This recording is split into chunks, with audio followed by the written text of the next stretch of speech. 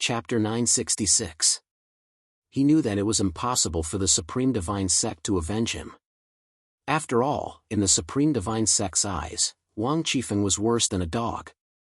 Furthermore, Wang Qifeng wasn't a member of the divine race, but a member of the human race. The Supreme Divine Sect couldn't care less about an outsider. Therefore, Wang Qifeng didn't mention a single word about his son's death. He only told Adin about the emergence of a quasi-sage sect on the Tianqian continent. He believed that the Supreme Divine Sect definitely didn't want to see the rise of the human race. After all, the rise of the human race meant that the original structure of the North Star boundary would be broken and the current benefits would be redistributed. As expected, Adin's interest was piqued when he heard Wang Qifeng's words. He glanced at Wang Qifeng indifferently and said, "How can you be sure that the Sacred Palace is a quasi-sage sect? Can you see through a quasi-sage's cultivation?" Wang Qifeng naturally couldn't see through a quasi-sage's cultivation, so how could he be sure? Wang Qifeng hurriedly explained when he heard Adin's words. "Great sage, this lowly one naturally can't see through the cultivation base of a quasi-saint. However, a saint of my Falling River Saint sect was killed by him in a single move. I think that only a quasi-saint can kill a saint with a single move." Wang Qifeng recounted the entire incident to Adin. Adin was silent for a moment when he heard Wang Qifeng's words. Then, a mocking look appeared in his eyes. "In that case, as a member of the human race, why are you telling me this?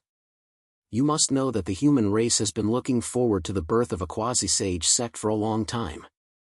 As a member of the human race, Wang Qifeng shouldn't have appeared in the Supreme Divine Sect after encountering such a situation. However, he had come and told Adin everything he knew in detail." Wang Qifeng could sense a strong sense of disdain in Adin's words. Thinking about it, a person who betrayed his own race would definitely be looked down upon no matter where he went, including Adin, who was a quasi-saint of the divine race. A sense of humiliation rose in his heart, but Wang Qifeng didn't dare show it on his face. He knelt on the ground and spoke respectfully like a dog wagging its tail. "Great sovereign must be joking. Although this lowly one was born a member of the human race, this is something that cannot be changed. In fact, this lowly one has always been proud of the divine race." Wang Qifeng's shameless words so calmly made Adin laugh loudly. "Ha, good. You have no choice. So, you'd rather give up your identity as a human and become a dog of the divine race?" Adin didn't hide the ridicule in his words, but even so, Wang Qifeng still smiled flatteringly. Yes. This lowly one is willing to give up his identity as a human and become a dog of the divine race. From now on, this lowly one is a dog of the Great Sovereign and the Supreme Divine Sect. I will bite whoever the Great Sovereign tells me to bite." This time, Wang Qifeng was even more disdainful than those demonic cultivators.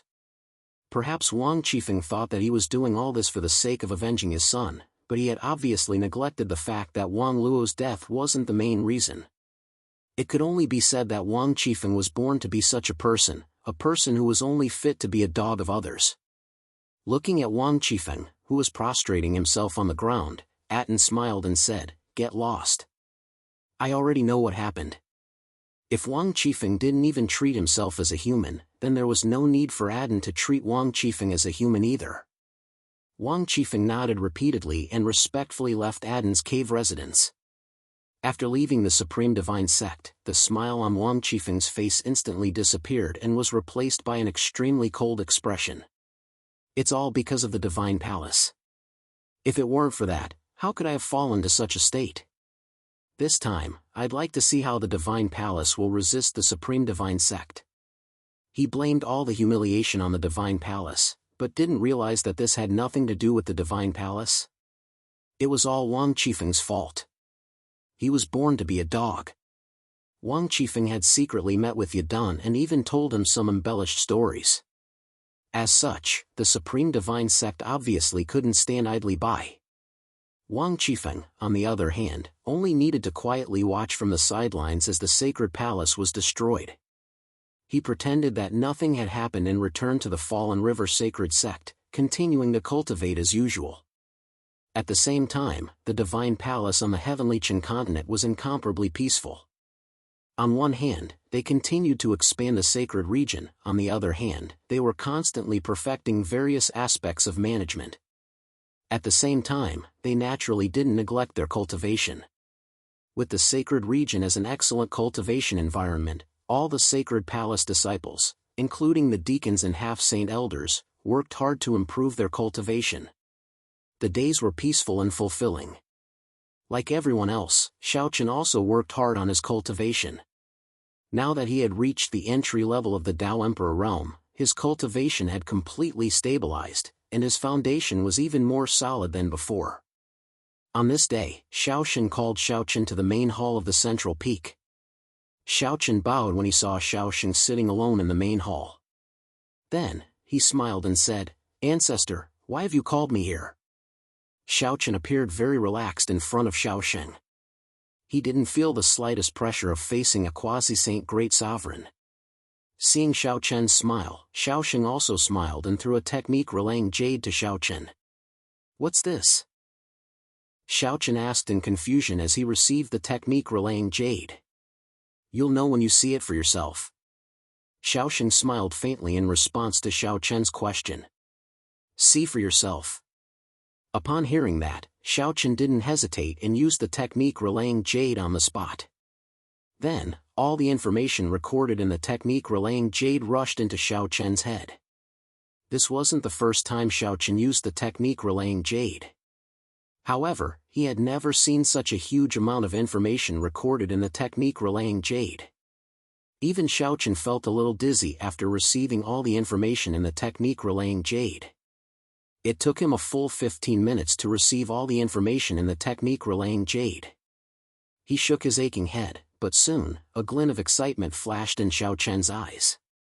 He looked at Xiaosheng and said in disbelief, "Ancestor, this is..." He didn't expect that the technique relaying jade that Xiaosheng gave him would actually record a saint-grade martial skill called the Nine-Sifting Sword Qi. This was the first time Xiaochen had come into contact with a saint-grade martial skill. It was no wonder that Xiaochen was so excited. Begging for collection, begging for monthly votes, begging for recommendations. Chapter 967. During this period of time, Xiaochen had been constantly staying in the sacred palace. On one hand, he had been consolidating his cultivation, and on the other, he had been cultivating a new martial skill. It was the sixth finger of the nine-heaven sword finger, the fish intestine sword finger. The fish intestine sword finger was a low-grade saint-rank martial skill according to its might. After several days of bitter cultivation, Xiaochen had discovered that it was extremely difficult to cultivate the fish intestine sword finger. There was a huge threshold between the heaven rank and the saint rank. The most obvious one was that saint rank martial skills required the power of laws to be executed. Without comprehending the power of laws, it was impossible to cultivate saint-rank martial skills. The fish intestine sword finger was very difficult to cultivate, but its might was absolutely shocking. Now, Xiaosheng had passed another low-grade saint-rank martial skill to Xiaochen, the Nine-Sifting Sword Qi. This had indeed made Xiaochen feel extremely excited. If he could successfully cultivate these two low-grade saint-rank martial skills, then Xiaochen's strength would definitely improve tremendously. When he saw Xiaochen looking at him with a pleasantly surprised expression, Xiaosheng scolded jokingly from the main seat. "A mere low-grade saint-rank martial skill can make you so happy? Kid, to think that you're a descendant of the 10 great chosens of my sacred palace. Scram and cultivate properly. Don't lose to others, otherwise, you'll lose all face as the number 1 chosen. If you have anything you don't understand, you can ask me at any time." Xiaochen left the hall after a round of joking and scolding. Needless to say, the Nine-Sifting Sword Qi that Xiaosheng had given him was really like a pillow delivered to him when he was feeling sleepy. Ever since he had broken through to the Tao Emperor realm, Xiaochen had started to feel slightly dissatisfied with the might of heaven-rank martial skills. This feeling had become more and more obvious with the passage of time. So, Xiaochen had started to cultivate the fish intestine sword finger. Now, Xiaosheng had passed on the Nine-Sifting Sword Qi to Xiaochen. In this way, Xiaochen would have 2 low-grade saint-rank martial skills in his possession. This would definitely improve his offensive strength by a huge margin. His offensive methods had improved by another level. Of course, the prerequisite for this was that Xiaochen had to master the fish intestine sword finger and 9 sifting sword qi. However, Xiaochen wasn't worried about this. It was only a matter of time. Xiaochen wanted a saint rank movement martial skill. However, now wasn't the time. The fish intestine sword finger and 9 sifting sword qi in his possession were already enough to give Xiaochen a headache. Biting off more than one could chew was bad. So, Xiaochen made a very rational choice. He would first master the fish intestine sword finger and 9 sifting sword qi before asking Xiaosheng for a saint rank movement martial skill. The current sacred palace didn't have many saint rank martial skills, but it was absolutely not few either. After all, the sacred palace had gathered the strength of 2 continents. According to Xiaochen's estimation, there should be around 20 saint rank martial skills in the sacred palace. Even if there weren't that many, it wouldn't be far off. In the following days, Xiaochen began to concentrate on cultivating the 2 saint rank martial skills, the fish intestine sword finger and 9 sifting sword qi. Of course, it wasn't just Xiaochen. The other chosen, including Qin Shuru and the other 2 girls, had also begun to cultivate saint rank martial skills. With the breakthrough in their cultivation, Xiaochen and the other chosen also reached the point where they could cultivate saint rank martial skills. Given the current wealth of the sacred palace, they naturally wouldn't be stingy. After all, Xiaochen and the others were the most outstanding group of people in the sacred palace. The sacred palace would naturally nurture this group of people with great efforts. Time passed very quickly as Xiaochen was completely immersed in the cultivation of the saint rank martial skills. In the blink of an eye, a month had passed. Unfortunately, Xiaochen still hadn't mastered the fish intestine sword finger and 9 sifting sword qi. He hadn't even reached the entry level. The difficulty of cultivating a saint rank martial skill was indeed too great. It was at least 10 times more difficult than cultivating a heaven rank martial skill. It was no wonder that many of the half-saint elders in the sacred palace didn't know any saint rank martial skills. However, Xiaochen wasn't discouraged. He continued to cultivate every day. One morning, while Xiaochen was cultivating the 9 sifting sword qi in his cave dwelling, a golden starship slowly descended outside the heavenly Qin continent. The golden starship was very large. It was at least 1,000 meters long. Its entire body was golden and the words Supreme Deity Sect were emblazoned on its hull. The arrival of the Supreme Deity Sect's starship on the heavenly Qin continent naturally alarmed the sacred palace. Sacred Palace Saint Venerates flew out of the sacred region and headed straight for the Supreme Deity Sect's starship. Such a large movement naturally attracted Xiaochen's attention. After asking around, he learned that the Supreme Deity Sect had arrived. What exactly did the Supreme Deity Sect want to do by suddenly descending on the heavenly Qin continent? Xiaochen's heart sank slightly. To be honest, he was very curious about this famous quasi-saint sect in the northern star boundary. Therefore, Xiaochen didn't hesitate and planned to take a look himself. Xiaochen wasn't the only one with this idea. The other saints and saintesses were the same, including Qin Shuru and the other 2 girls. Therefore, when Xiaochen left the dustless sacred hall with Qin Shuru and the other 2 girls, the saints and saintesses from the other sacred halls appeared one after another. In the end, the group of people rushed towards the Supreme Deity Sect's starship together. When Xiaochen and the others arrived in the sky above the Supreme Deity Sect's starship, many experts from both the Sacred Palace and the Supreme Deity Sect had already gathered in this space. On the Supreme Deity Sect side, there were a total of 20 saints and 1 quasi-saint. As for the half-saints and Tao Emperors below them, there were even more of them. However, compared to the Supreme Deity Sect, the Sacred Palace's side wasn't weak either. They had more saints than the Supreme Deity Sect, a total of 25. The number of half-saints and Tao Emperors below them also suppressed the Supreme Deity Sect in terms of numbers. The experts from both sides faced each other in the sky. At the same time, the quasi-saint leading the Supreme Deity Sect's group was Yadun. Standing in front of the Supreme Deity Sect experts, Yadun swept his gaze across the Sacred Palace group and said indifferently, "What, is this how the Sacred Palace's quasi-saints treat their guests? We've come all the way here, but you're not even willing to show your face?" In truth, Yadun wasn't very interested in the Sacred Palace saints. He only wanted to see if the Sacred Palace really had a quasi-saint and what their cultivation was like. If the Sacred Palace was too weak, Yadun didn't mind directly destroying the Sacred Palace in one fell swoop and not giving it a chance to grow.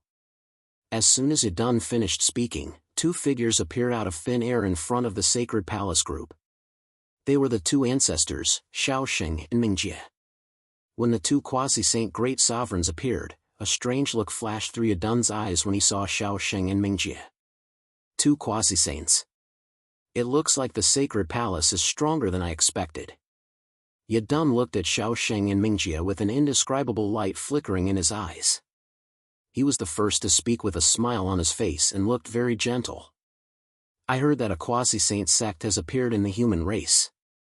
Today, I've come as a representative of the Supreme Deity Sect to pay a visit. It looks like the rumors aren't baseless. The human race finally has its own quasi-saint sect. Congratulations. Begging for your collection, begging for monthly votes, begging for recommendations." Chapter 968. Yadun congratulated him with a warm smile on his face, but everyone present knew that Yadun's words were definitely fake. No one would believe that Yadun had traveled thousands of miles from the Taishan continent to the Heavenly Qin continent just to congratulate the founding of the Sacred Palace. To put it bluntly, Yadun's main purpose was to test the strength of the Sacred Palace. Before coming, Yadun had already discussed with the other two secondary saints of the Supreme Deity Sect. On this trip to the Heavenly Qin continent, if the Sacred Palace was weak, then Yadun would directly destroy them. If the Sacred Palace was strong, then they would wait and see. It was no exaggeration to say that Yadun chose not to attack because Shaoxing and Mingjie had appeared at the same time. Otherwise, if only Shaoxing or Mingjie had appeared, Yadun would have already attacked. Yadun's cultivation was at the initial stage of the quasi-saint realm, while Shaoxing and Mingjie were only at the beginning stage of the quasi-saint realm. Therefore, Yadun could indeed win in a one-on-one battle. Moreover, if he was willing to pay a price, he should be able to seriously injure either Shaoxing or Mingjie. Of course, it wouldn't be easy to kill them, but it didn't matter. As long as he could seriously injure them, the Sacred Palace would be destroyed. Unfortunately, Shaoxing and Mingjie had appeared at the same time. Facing two quasi-saint great sovereigns, Yadun didn't choose to attack. Of course, Yadun didn't know that the Sacred Palace actually had 4 quasi-saint great sovereigns. However, Shaoxing and the others weren't stupid enough to expose their trump cards. Therefore, in the face of the arrival of the Taishan sect, only Shaoxing and Mingjie showed up. As for Randang and Ice Lotus, they hid in the dark and had no intention of showing up for the time being. Shaoxing smiled at Yadun's congratulations. The Taishan sect, one of the 6 great quasi-saint sects of the North Star boundary, has personally come to congratulate us. Our Sacred Palace must thank you. He didn't expose Yadun's intentions. Given the current situation, the Taishan sect indeed didn't want the Sacred Palace to rise to prominence. They didn't want to see the emergence of a quasi-saint sect in the human race. However, since the Sacred Palace could become a quasi-saint sect, it naturally wouldn't be simple. Therefore, the Supreme Divine Sect didn't want to rashly start a war. Otherwise, if the Sacred Palace's strength exceeded the Supreme Divine Sect's expectations and a war broke out, it would definitely not be a good thing for the Supreme Divine Sect. After all, if the Supreme Deity Sect and the Sacred Palace fought to the bitter end, who would benefit? It was the other 5 quasi-sage sections. It was precisely because of this concern that Yadun had come to investigate the Sacred Palace. Of course, while Yadun was investigating the Sacred Palace could also use this opportunity to understand the strength of the 6 quasi-saint sects in the North Star boundary. To put it bluntly, both sides were testing each other. Before they understood each other's background, both sides would maintain restraint. This was also why Shaoxing didn't expose Yadun's intentions. Yadun's smile didn't diminish in the face of Xiaoxing's reply. Afterwards, Xiaoxing took the initiative to invite Yadun to the sacred palace as a guest. Yadun naturally wouldn't refuse. Anyone could see that the Supreme Divine Sect didn't come with good intentions, but at this very moment, both sides appeared very friendly. In particular, Xiaoxing and Yadun seemed like a pair of good friends who hadn't seen each other for many years as they headed towards the sacred palace together. Along the way, Gu Lingyao curled her lips and said, "What a hypocrite. He clearly doesn't have good intentions, but he still has the face to go to the sacred palace. If you want to fight, then fight." The little girl was clearly very dissatisfied with Yadun's hypocrisy, but Xiaochen smiled and rubbed Gu Lingyao's head. A war between two quasi-saint sects isn't something that can be fought on a whim. Do you think it's an arena match?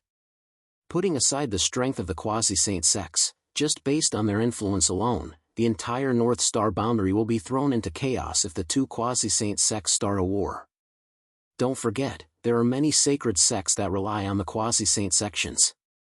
When the time comes, these sacred sects will definitely participate in the war. The scope of the war is too wide, so we must be careful. Xiaochen could understand Yadun and Xiaoxing's actions. A war between quasi-saint sects wasn't something that could be fought on a whim, because once the quasi-saint sects started a war, countless people would be affected.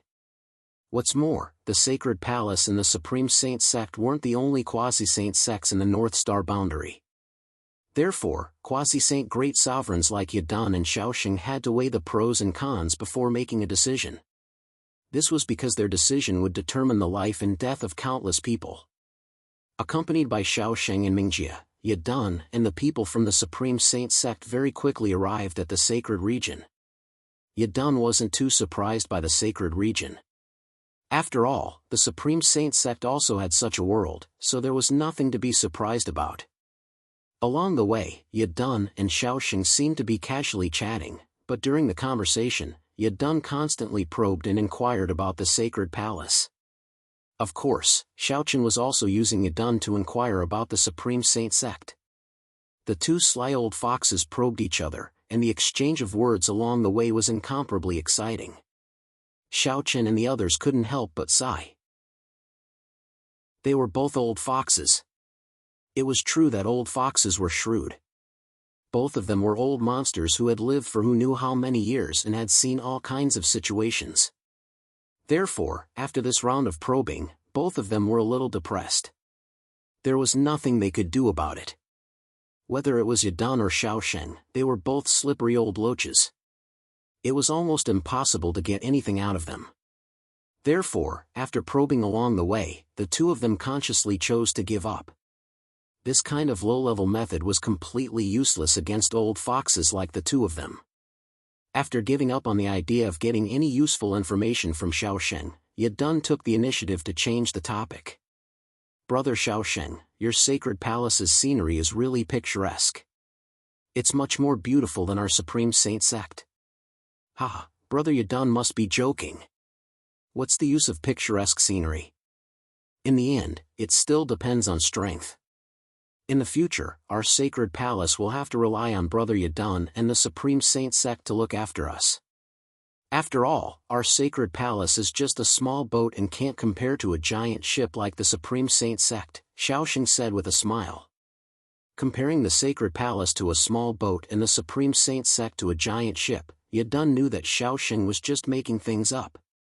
One had to know that Xiaoxing had never shown the slightest respect to the Supreme Saint Sect along the way. Therefore, Yadun didn't believe that the sacred palace would need the Supreme Saint Sect's help. Begging for your collection, begging for monthly votes, begging for recommendations. Chapter 969. Amidst the hypocritical conversation, the group soon arrived at the central peak of the sacred palace. There were more than 100 Supreme God Sect experts who had come with Adon. In order to entertain them, Xiaoxing immediately ordered the servants to prepare food and wine, saying that he wanted to drink with Adon until they were drunk.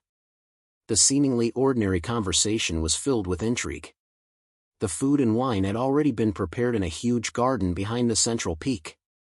Xiaoxing, Mingjie, and Adon, the three quasi-saint supreme sovereigns, were naturally seated at the main seats. On the two sides below, the three of them were the people from the supreme divine sect and the people from the sacred palace. As the chosen and saintess of the sacred palace, Xiaochen and the others were naturally qualified to attend. They sat in the first to 10th seats below Xiaosheng, which was a little higher than the other saints. When the food and wine were served, Xiaosheng raised his glass and downed it with Adon. As the banquet progressed, the atmosphere seemed harmonious, and the supreme divine sect seemed to have really come to congratulate the sacred palace. However, halfway through the banquet, Aten suddenly spoke up. The sacred palace's 10 chosen and saintesses are indeed impressive. Brother Xiaosheng, since there's such an opportunity today, why don't you let the supreme god sect's chosen and the sacred palace's chosen spar? It'll also teach the kids of the supreme god sect that there's always someone better. Adon suggested that the supreme god sect's chosen and the sacred palace's chosen should spar. Adon had brought a supreme god sect chosen with him to the heavenly Chen continent, Kusua. There were a total of 8 chosen and saintesses in the supreme god sect. Kusua was ranked 3rd and was very powerful. Upon hearing Adon's words, Xiaosheng looked directly at the handsome young man sitting in the first seat below Adon. He had long golden hair, deep blue eyes, fair skin, and a thin figure. This young man was the supreme god sect's second chosen, Kusua. Faced with Xiaosheng's gaze, Kusua's expression didn't change at all. Withdrawing his gaze, Xiaosheng looked at Yadun and smiled. Alright, since Brother Yadun is in such a good mood, how can I be a wet blanket? As he spoke, Xiaosheng looked at Xiaochen and the others on his side and asked calmly, how about it? Do any of you have the confidence to ask for advice from Holy Son Kusua? On one hand, Yadun wanted to suppress the sacred palace by proposing a spar between the two chosen. On the other hand, he wanted to observe the strength of the sacred palace's chosen. Don't think that this was just a simple exchange of pointers. In fact, it wasn't. You could guess the general strength of every sacred sect, or even every quasi-sacred sect, from the strength of their holy son. After all, what did the saint represent? He represented the hope of every sage sect and even every quasi-sage sect. The stronger the saint was, the stronger the sect would be. The two complemented each other. Xiaosheng had already guessed Yadun's thoughts, but even so, Xiaosheng didn't refuse. Upon hearing Xiaosheng's words, Xiaochen and the others looked at each other. Then, Chenling stood up and said, Patriarch, let me do it. Chenling was the second chosen of the sacred palace. Xiaosheng nodded in satisfaction when Chenling took the initiative to stand up. He had already planned to let Chenling fight.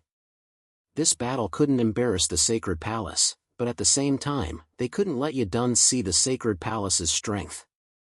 Therefore, Chenling was the most suitable candidate. He didn't let Xiaochen fight. After all, Kusua was only the 3rd chosen of the supreme sect. It was indeed inappropriate to let Xiaochen, the first chosen of the sacred palace, fight.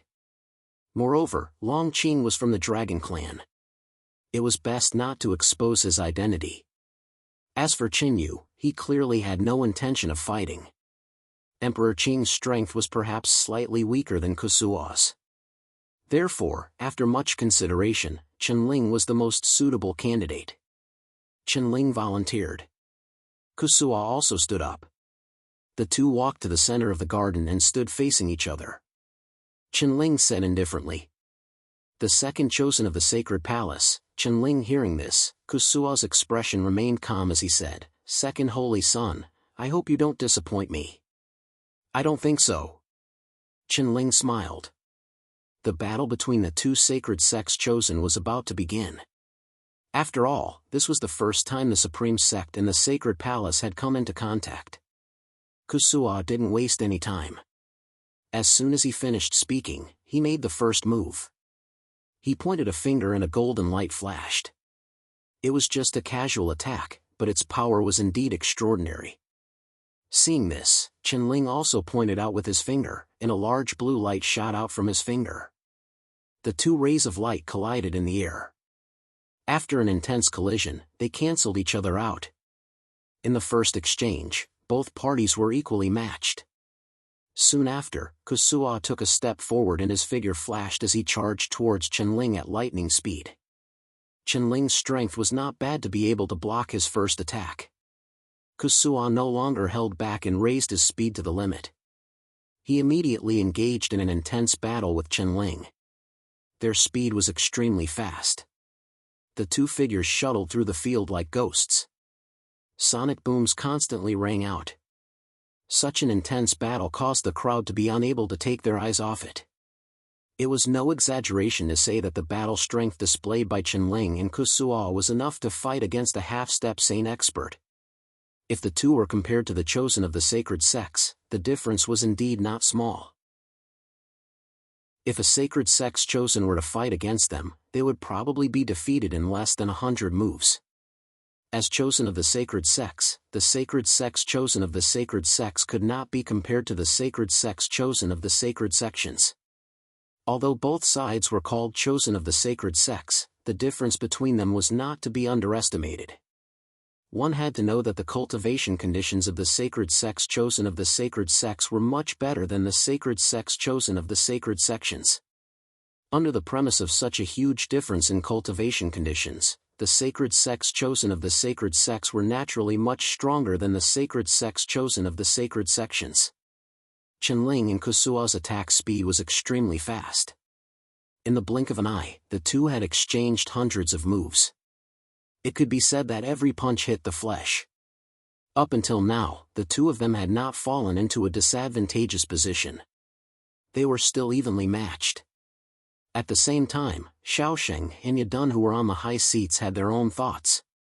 Especially Yadun. His eyes were fixed on Qianling and Kusuo who were in the midst of an intense battle. His eyes flashed with an inexplicable light. No one knew what he was thinking. From the current situation, the difference in strength between Kusuo and Qianling was not that great.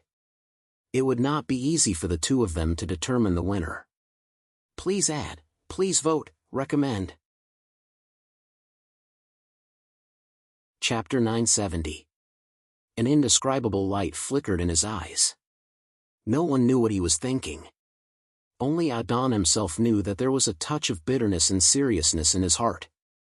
He had thought that the Sacred Palace was just a newly established quasi-saint sect.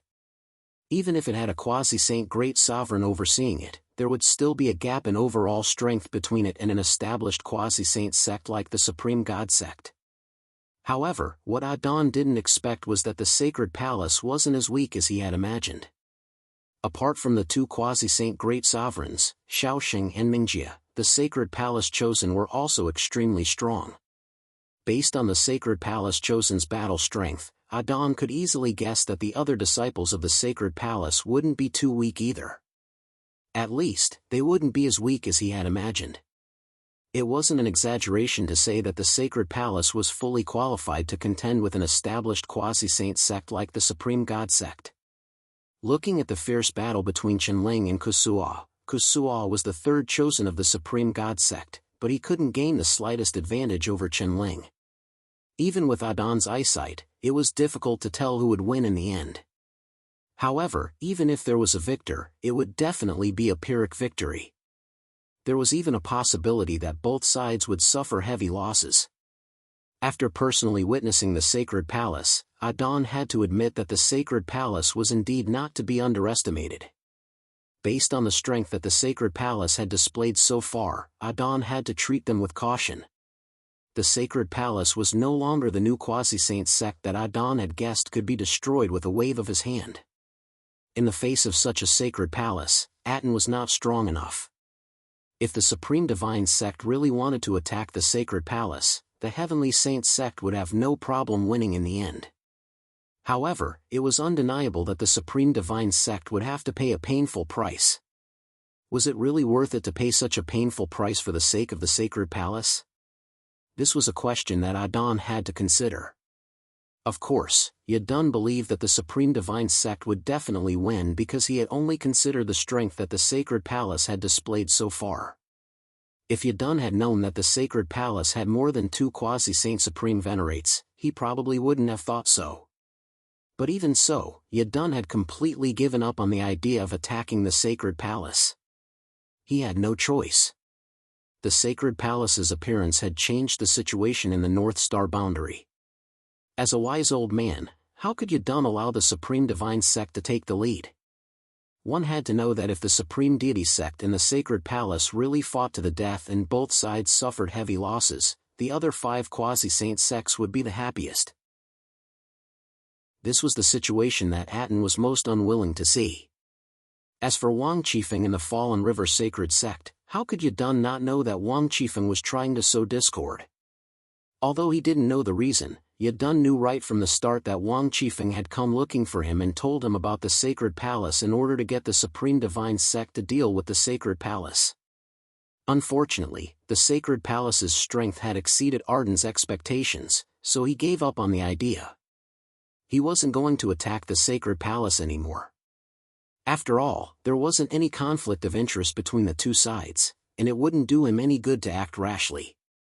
Looking at Qianling and Kusuo, who were still locked in a stalemate, Yadun could tell that the two of them had already gone all out.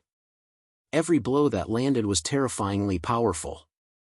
Watching the two of them fiercely fighting, Yadun suddenly said, "All right, it's just a spar. Both of you can stop." After stopping Qianling and Kusuo's battle, Kusuo was the first to stop and took the initiative to retreat. Seeing this, Qianling didn't continue to tangle with Kusuo and also chose to stop. He didn't let the two of them continue fighting because Yadun knew that there was no point in continuing. The two of them were close in strength, and it would be very difficult to determine the victor. As the battle stopped, Yadun turned to look at Xiaosheng and smiled. Haha, as expected of an outstanding disciple from a famous sect. The chosen of the Sacred Palace has really opened my eyes. The chosen of the Supreme Deity Sect isn't bad either. Hearing this, Xiaosheng smiled. The two of them looked at each other and smiled. Soon after, the crowd resumed their rescue.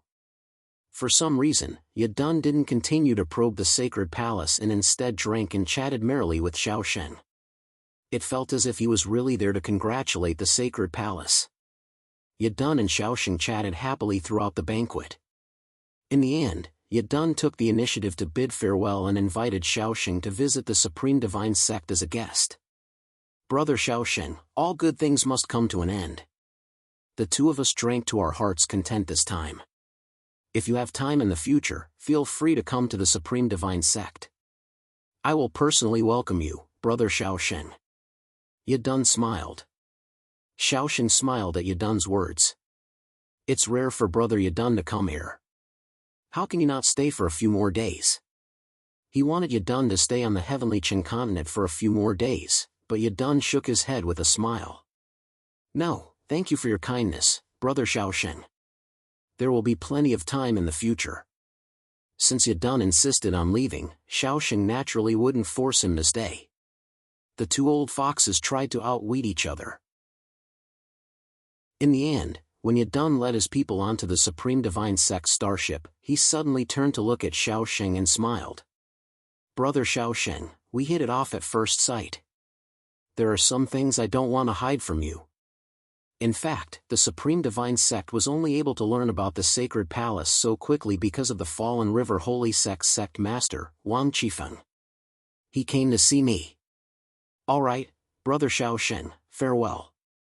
Without waiting for Xiao Chen's reply, Yadun immediately boarded the starship and left with the group of powerhouses from the Supreme Deity Sect. Watching the Supreme Divine Sect's starship soar into the sky, Xiaosheng stood in the sky with a faint smile on his face. How could Xiaosheng not understand Yadun's intentions? It was a classic attempt to sow discord and have the Sacred Palace attack the Fallen River Holy Sect. Although Yadun had already given up on attacking the Sacred Palace, he was still very happy to cause some trouble for the Sacred Palace. Moreover, Wang Qifeng and the Fallen River Holy Sect were both from the human race. If the Sacred Palace attacked the Fallen River Holy Sect, the Supreme Divine Sect wouldn't suffer any losses. They were naturally happy to see that happen. Xiaosheng didn't doubt the truth of Yadun's words. He believed that Wang Qifeng had really gone to see Yadun. Moreover, Xiaosheng had already guessed what Wang Qifeng had said to Yadun. Otherwise, how could the Supreme Divine Sect have learned about the Sacred Palace so quickly? A cold light flashed in Xiaoxing's eyes. He muttered softly, then turned around and returned to the sacred palace. It seems that the Fallen River Holy Sect won't give up until they see the coffin. But that's fine too. It'll give the sacred palace an excuse.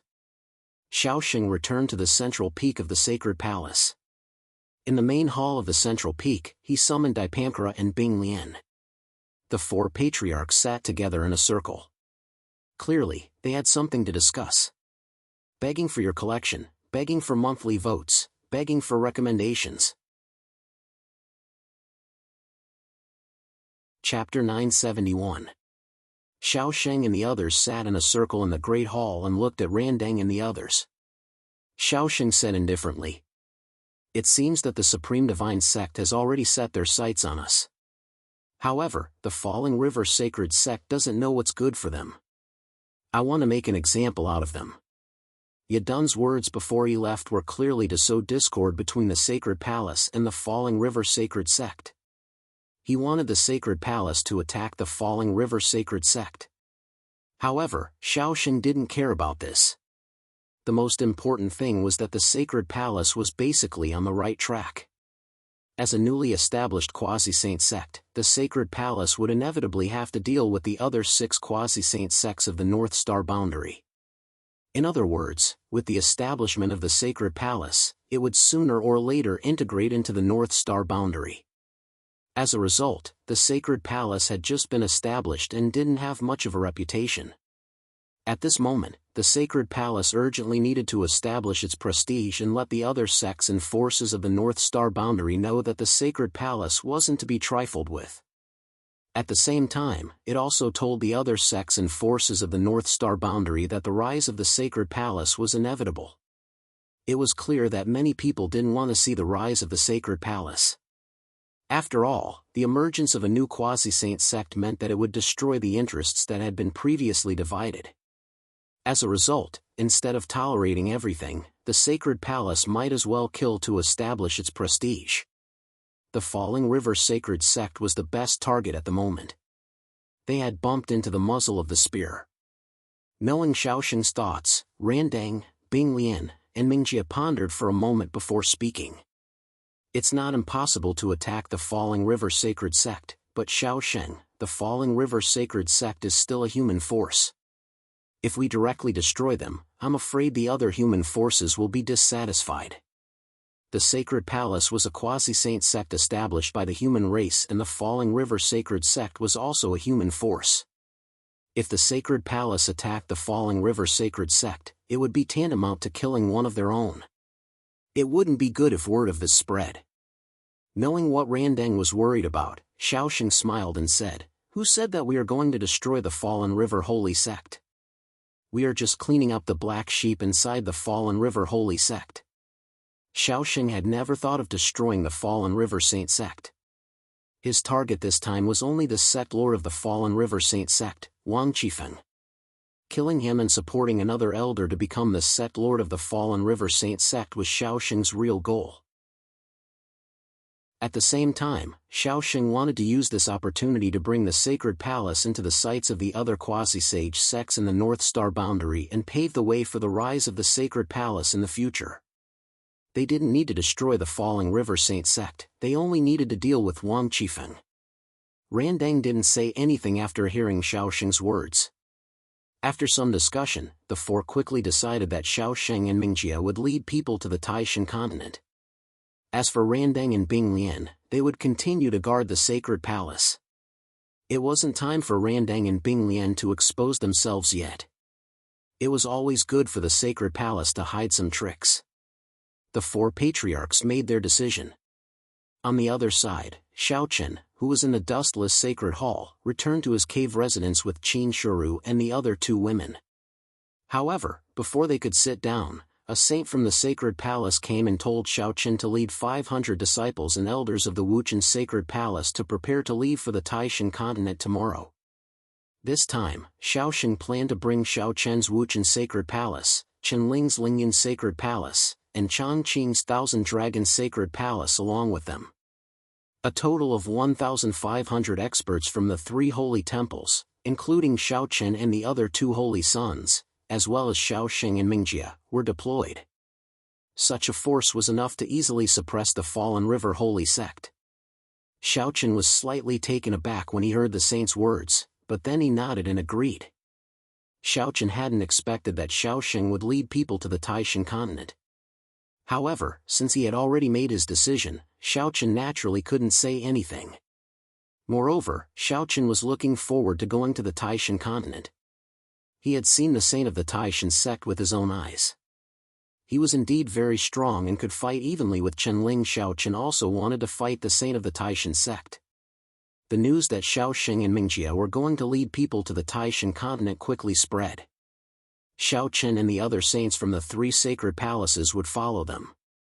For a moment, Hu Fei, Emperor Qing, and the other saints were envious.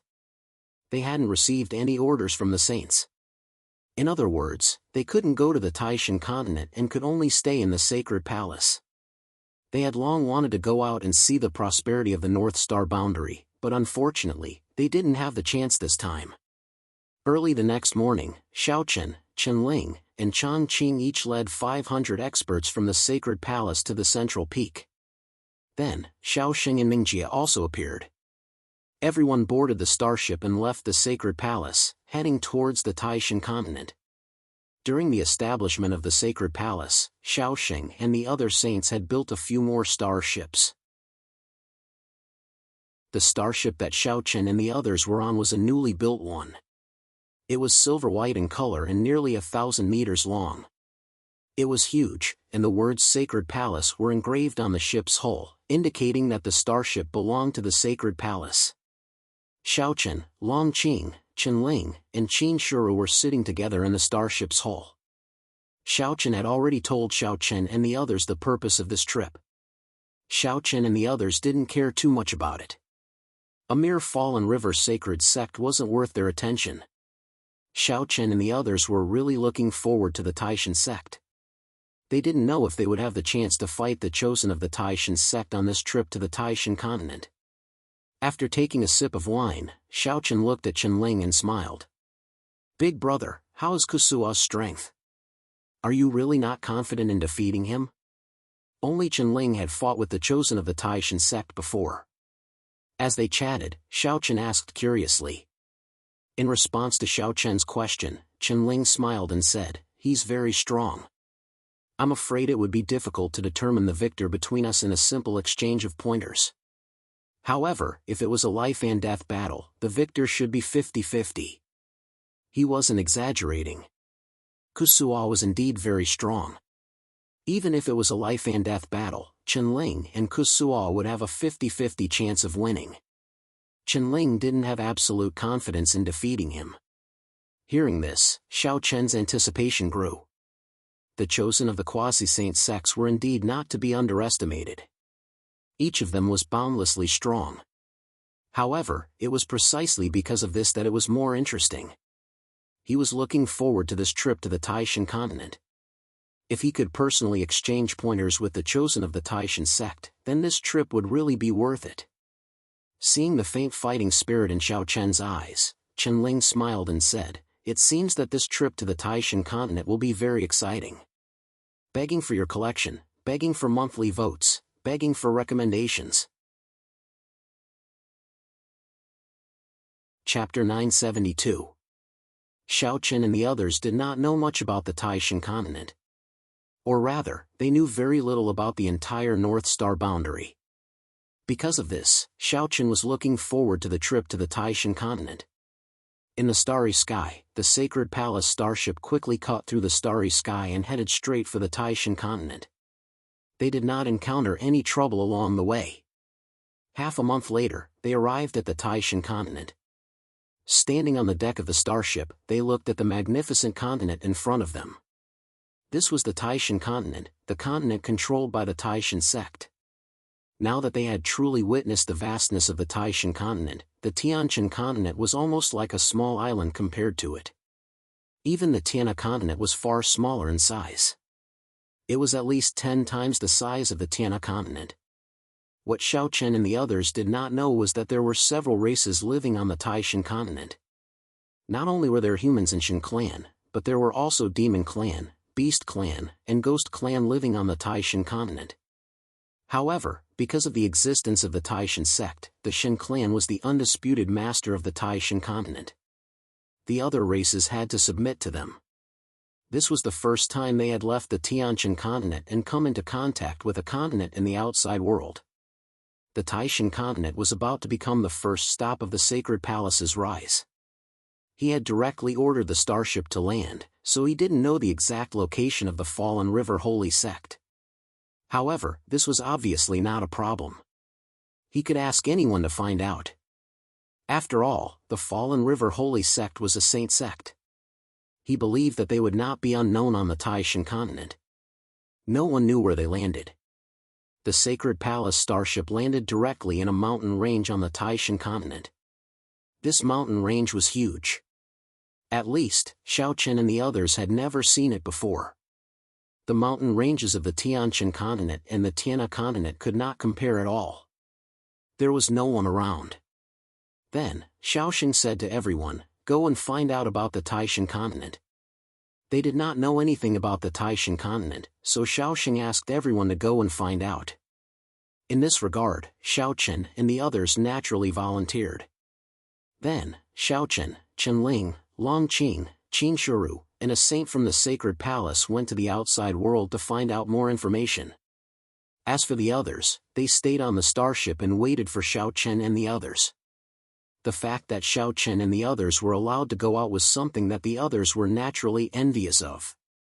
However, there was nothing they could do about it. Xiaoxing had already given the order, and no one dared to disobey. They left the starship together with a saint to protect them. Coupled with the strength of Xiaochen and the others, there was no need to worry too much about their safety. After all, there were only a handful of quasi-saint great sovereigns on the Taishan continent. There were only Yadan and the other two from the Taishan sect. Therefore, Xiaochen and the others had enough strength to protect themselves. Moreover, for convenience, Xiaochen and the others had changed out of their Sacred Palace attire. Everyone was only wearing casual clothes. This way, no one knew the identities of Xiaochen and the others. They planned to find a city first. After all, it was more convenient to go to the city to find out more information. However, Xiaochen and the others had underestimated the size of this mountain range. It took them 2 days to rush out of the mountain range. They finally arrived at the periphery of the mountain range. Just as the group was about to look for a city, Xiaochen and the others ran into a group of Taishan continent cultivators who seemed to have entered the mountain range to train. The two groups met. This group was composed of Taishan continent cultivators. There were a total of 18 people, but they were all injured and all of them were from the human race. All of them were injured, and 2 of them were seriously injured. Xiaochen didn't say anything, but Gu Lingyao couldn't bear to see them like this, so she gave them some healing pills. They were all from the human race. Since they had run into each other, Xiaochen didn't say much about it. Gu Lingyao wasn't stingy at all. She gave them 18 high-grade heaven-level pills. The human race group looked at each other when they saw this. Then, a middle-aged man who seemed to be their leader stepped forward and bowed to Xiaochen and the others. "Thank you, everyone, but you should leave as soon as possible. We are being pursued by the ghost race. They are very strong and have a half-sane expert. Everyone should leave this place as soon as possible." He didn't reject Gu Lingyao's elixirs. After all, the human race team needed these elixirs too much, especially the 2 severely injured people. If they didn't sign up for the elixirs soon, they would probably die. The middle-aged man thanked Xiaochen and the others sincerely and reminded them to leave this place as soon as possible. After some conversation, Xiaochen found out. This group of people came from a nearby city called Fire Phoenix City. They were all from the same family, and the middle-aged man leading them was called Li Qi. He was once the head of the Li family in Fire Phoenix City. However, half a month ago, the Li family was attacked by another large family in Fire Phoenix City. The head of the family was from the ghost race, and his name was Wu Yunfeng. The entire Fire Phoenix City was dominated by the Li family and the Wu family. However, one of them was from the human race, while the other was from the ghost race.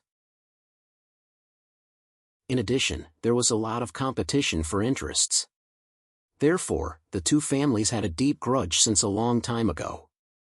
This time, the Wu family had prepared for a long time. They made strict arrangements and attacked the Li family when they least expected it. Soon, they defeated the Li family. Many of the Li family's clansmen and consecrators were killed by the Wu family experts. In the end, only Li Qi led the dozen or so Li family direct descendants to escape. Although they escaped Fire Phoenix City, Li Qi and the others were intercepted by the Wu family several times along the way. As a member of the Wu family, they obviously would not let Li Qi, the head of the Li family, and the Li family direct descendants beside him off so easily. After knowing the ins and outs of the matter, Li Qi did not hide anything from Xiao Chen. After all, Gu Lingyao had given away more than 10 heaven-grade upper-rank elixirs in one go. This made Li Qi secretly guess that Xiao Chen and the others had an extraordinary identity. In addition, the Li family was indebted to them. Therefore, Li Qi straightforwardly told Xiao Chen the whole story. As soon as he finished speaking, Li Qi looked at Xiao Chen and said seriously, little brother, I can't thank you enough for your kindness. However, you should leave quickly. The Wu family is not weak. Especially this time, they have invited 3 ghost race experts from some unknown place. All of them are half-step saints. If you meet them, you will be in trouble. He urged Xiao Chen and the others to leave as soon as possible and not meet the Wu family experts. Otherwise, Xiao Chen and the others would be in danger. Chapter 973. Li Qi constantly urged Xiao Chen to leave quickly. After a conversation, Xiao Chen felt that Li Qi wasn't a bad person. At the very least, he was a person who knew how to be grateful. Under such circumstances, Li Qi was still worried about the safety of Xiao Chen and the others. He didn't want to drag Xiao Chen and the others into the battle between the Wu and Li clans and implicate them. However, Li Qi clearly didn't know that a mere Wu clan was nothing in the eyes of Xiao Chen and the others. The strongest experts they had were merely 3 half-saint experts. Such a force was simply too weak to withstand a single blow from them. As he looked at Li Qi, Xiao Chen noticed with a single glance that Li Qi's cultivation was at the perfection of the Tao Emperor realm. In this way, the Wu clan's patriarch, Wu Yunfeng, should only be at the Tao Emperor realm. Otherwise, the Li clan wouldn't have been able to fight the Wu clan for so many years without being defeated. Xiao Chen really didn't need to care about a mere clan that only had a Tao Emperor realm expert. Even if Wu Yunfeng had somehow managed to invite 3 half-saint experts from the Ghost clan, it would still be the same. Xiao Chen had no intention of leaving. He had a good impression of Li Qi. Moreover, Xiao Chen and the others still needed to find a city to gather information. It just so happened that according to Li Qi, the closest city to here was Fire Phoenix City. So, Xiao Chen didn't intend to leave. It would be even better if he encountered the Wu clan and helped Li Qi along the way. He'd already decided to head directly to Fire Phoenix City. Li Qi was slightly anxious when he saw that Xiao Chen had no intention of leaving. However, before he could speak, a young man behind Li Qi shouted angrily with scarlet-red eyes. "Father, how long are we going to run for? The Wu clan has slaughtered so many of us. Father, let's go back and fight them to the death." The young man looked to be only 15 or 16 years old. His cultivation was merely at the Earth Mirror realm. Perhaps it was because of the effects of the healing medicinal pill from before, but the young man's injuries had improved greatly. At this moment, he shouted at Li Qi with an unwilling expression. This young man was called Li Chengfeng. He was Li Qi's 3rd son and also the youngest son. This time, because of the sudden attack by the Wus, Li Qi's other 2 sons had already died. Only Li Chengfeng, the youngest son, had escaped with him. In the face of Li Chengfeng's angry roar, Li Qi was just as unwilling. However, he wasn't a brat like Li Chengfeng. Li Qi was clearly more farsighted. Perhaps from Li Chengfeng's point of view, if Li Qi was willing to gather the previous consecrators of the Li family, in addition to these years of connections, they could indeed gather a group of experts to contend with the Wu family. However, even if they could contend with the Wu family, so what? The Li family was destined to lose this battle because the 3 half-saints invited by the Wu family were elders from the Heavenly Ghost sect. Behind the Heavenly Ghost sect stood the Night Ghost Pavilion, one of the 6 quasi-saint sects of the North Star Field. Because Li Qi knew this, he did not intend to fight to the death with the Wu family from the beginning. As for the reason, it was very simple. If they fought to the death, the Li family would be destroyed in the end. Think about it, even if Li Qi had the ability to destroy the Wu family, so what? There was still the Heavenly Ghost sect. Moreover, even if the human clan also had saint-level sects, the Heavenly Ghost sect had the Night Ghost Pavilion behind them. What could the human clan use to fight against the Night Ghost Pavilion? Because of this, Li Qi chose to flee, only to leave behind some descendants of the Li family. However, Li Qingfeng, who was still young and frivolous, clearly did not understand this. In Li Qingfeng's opinion, Li Qi's actions this time were too cowardly. Li Qi sighed lightly and said indifferently, "Qingfeng, there are some things that you are still young and do not understand. You will understand in the future." Li Qi did not berate Li Qingfeng. He could understand his feelings now. However, after hearing these words, Li Qingfeng did not buy it at all and continued to shout angrily. "No, I will never move. Father, you obviously have the ability to contend with the Wu family. Why did you bring us to escape? Could it be that father is just going to watch mother, big brother and second brother get killed and do nothing? Don't you want to avenge the people of the Li family?" Li Qingfeng continued to roar furiously. His words had clearly touched Li Qi's heart. Upon hearing these words, Li Qi's emotions were somewhat agitated as he shouted back. "Impudent, how dare you speak to me like this? Fine, if you want revenge, then go ahead. Yes, I can contend with the Wu family, but so what? Do you know that the 3 saint-level experts that the Wu family invited this time are from the Heavenly Ghost sect? Do you think that the Li family can contend with the Heavenly Ghost sect? The Heavenly Ghost sect was a saint-level sect. For a family like the Li family, it was obviously impossible to contend with it." After being shouted at by Li Qi, Li Qingfeng's imposing manner weakened a lot. However, with his stubborn personality, he clearly did not want to give up. He lowered his head and said unwillingly, But even so, the Wu family has the Heavenly Ghost sect. Don't we also have the Fallen River Saint sect? Can't the Fallen River Saint sect fight against the Heavenly Ghost sect? The Fallen River Saint sect?" Hearing Li Qingfeng's words, a strange look flashed across Xiao Chen's eyes. However, he did not open his mouth to interrupt the argument between the father and son. He thought that he would ask later. Moreover, listening to the argument between Li Qingfeng and Li Qi, Xiao Chen felt somewhat uncomfortable. Li Qi's meaning was very clear. In the North Star boundary, the human race showed weakness. Therefore, many things could only be done in silence. For example, this time, Li Qi clearly had the ability to contend with the Wu family, but he did not do so. This was because he clearly knew that the human race was no match for the ghost race. As expected, after Li Qingfeng mentioned the Fallen River Saint sect, Li Qi snorted coldly and said, So what if the Fallen River Saint sect is there? Let's not talk about whether the Fallen River Saint sect will go against the Heavenly Ghost sect for the Li family. Even if the Fallen River Saint sect is willing to help, what about the Night Ghost Pavilion? Don't tell me you don't know what the Night Ghost Pavilion is. The Fallen River Saint sect could indeed go against the Heavenly Ghost sect, but who would go against the Night Ghost Pavilion? Hearing this, Li Qingfeng was completely speechless. Yes, the human race did not have a quasi-sage sect. Without a quasi-sage sect, it meant that the human race had no backing. It was also because of this reason that the human race's status on the Taishan continent was very low. Compared to the ghost race and the beast race, it was much lower, let alone the god race. On the Supreme Divine Continent, the sects of the ghost race and the beast race didn't need to rely on the Supreme Divine sect. Moreover, the Supreme Divine sect would often give them some face when dealing with them. The reason was very simple. The ghost race and the beast race both had quasi-sage sects that could make the supreme divine sect somewhat apprehensive. However, the human race was different.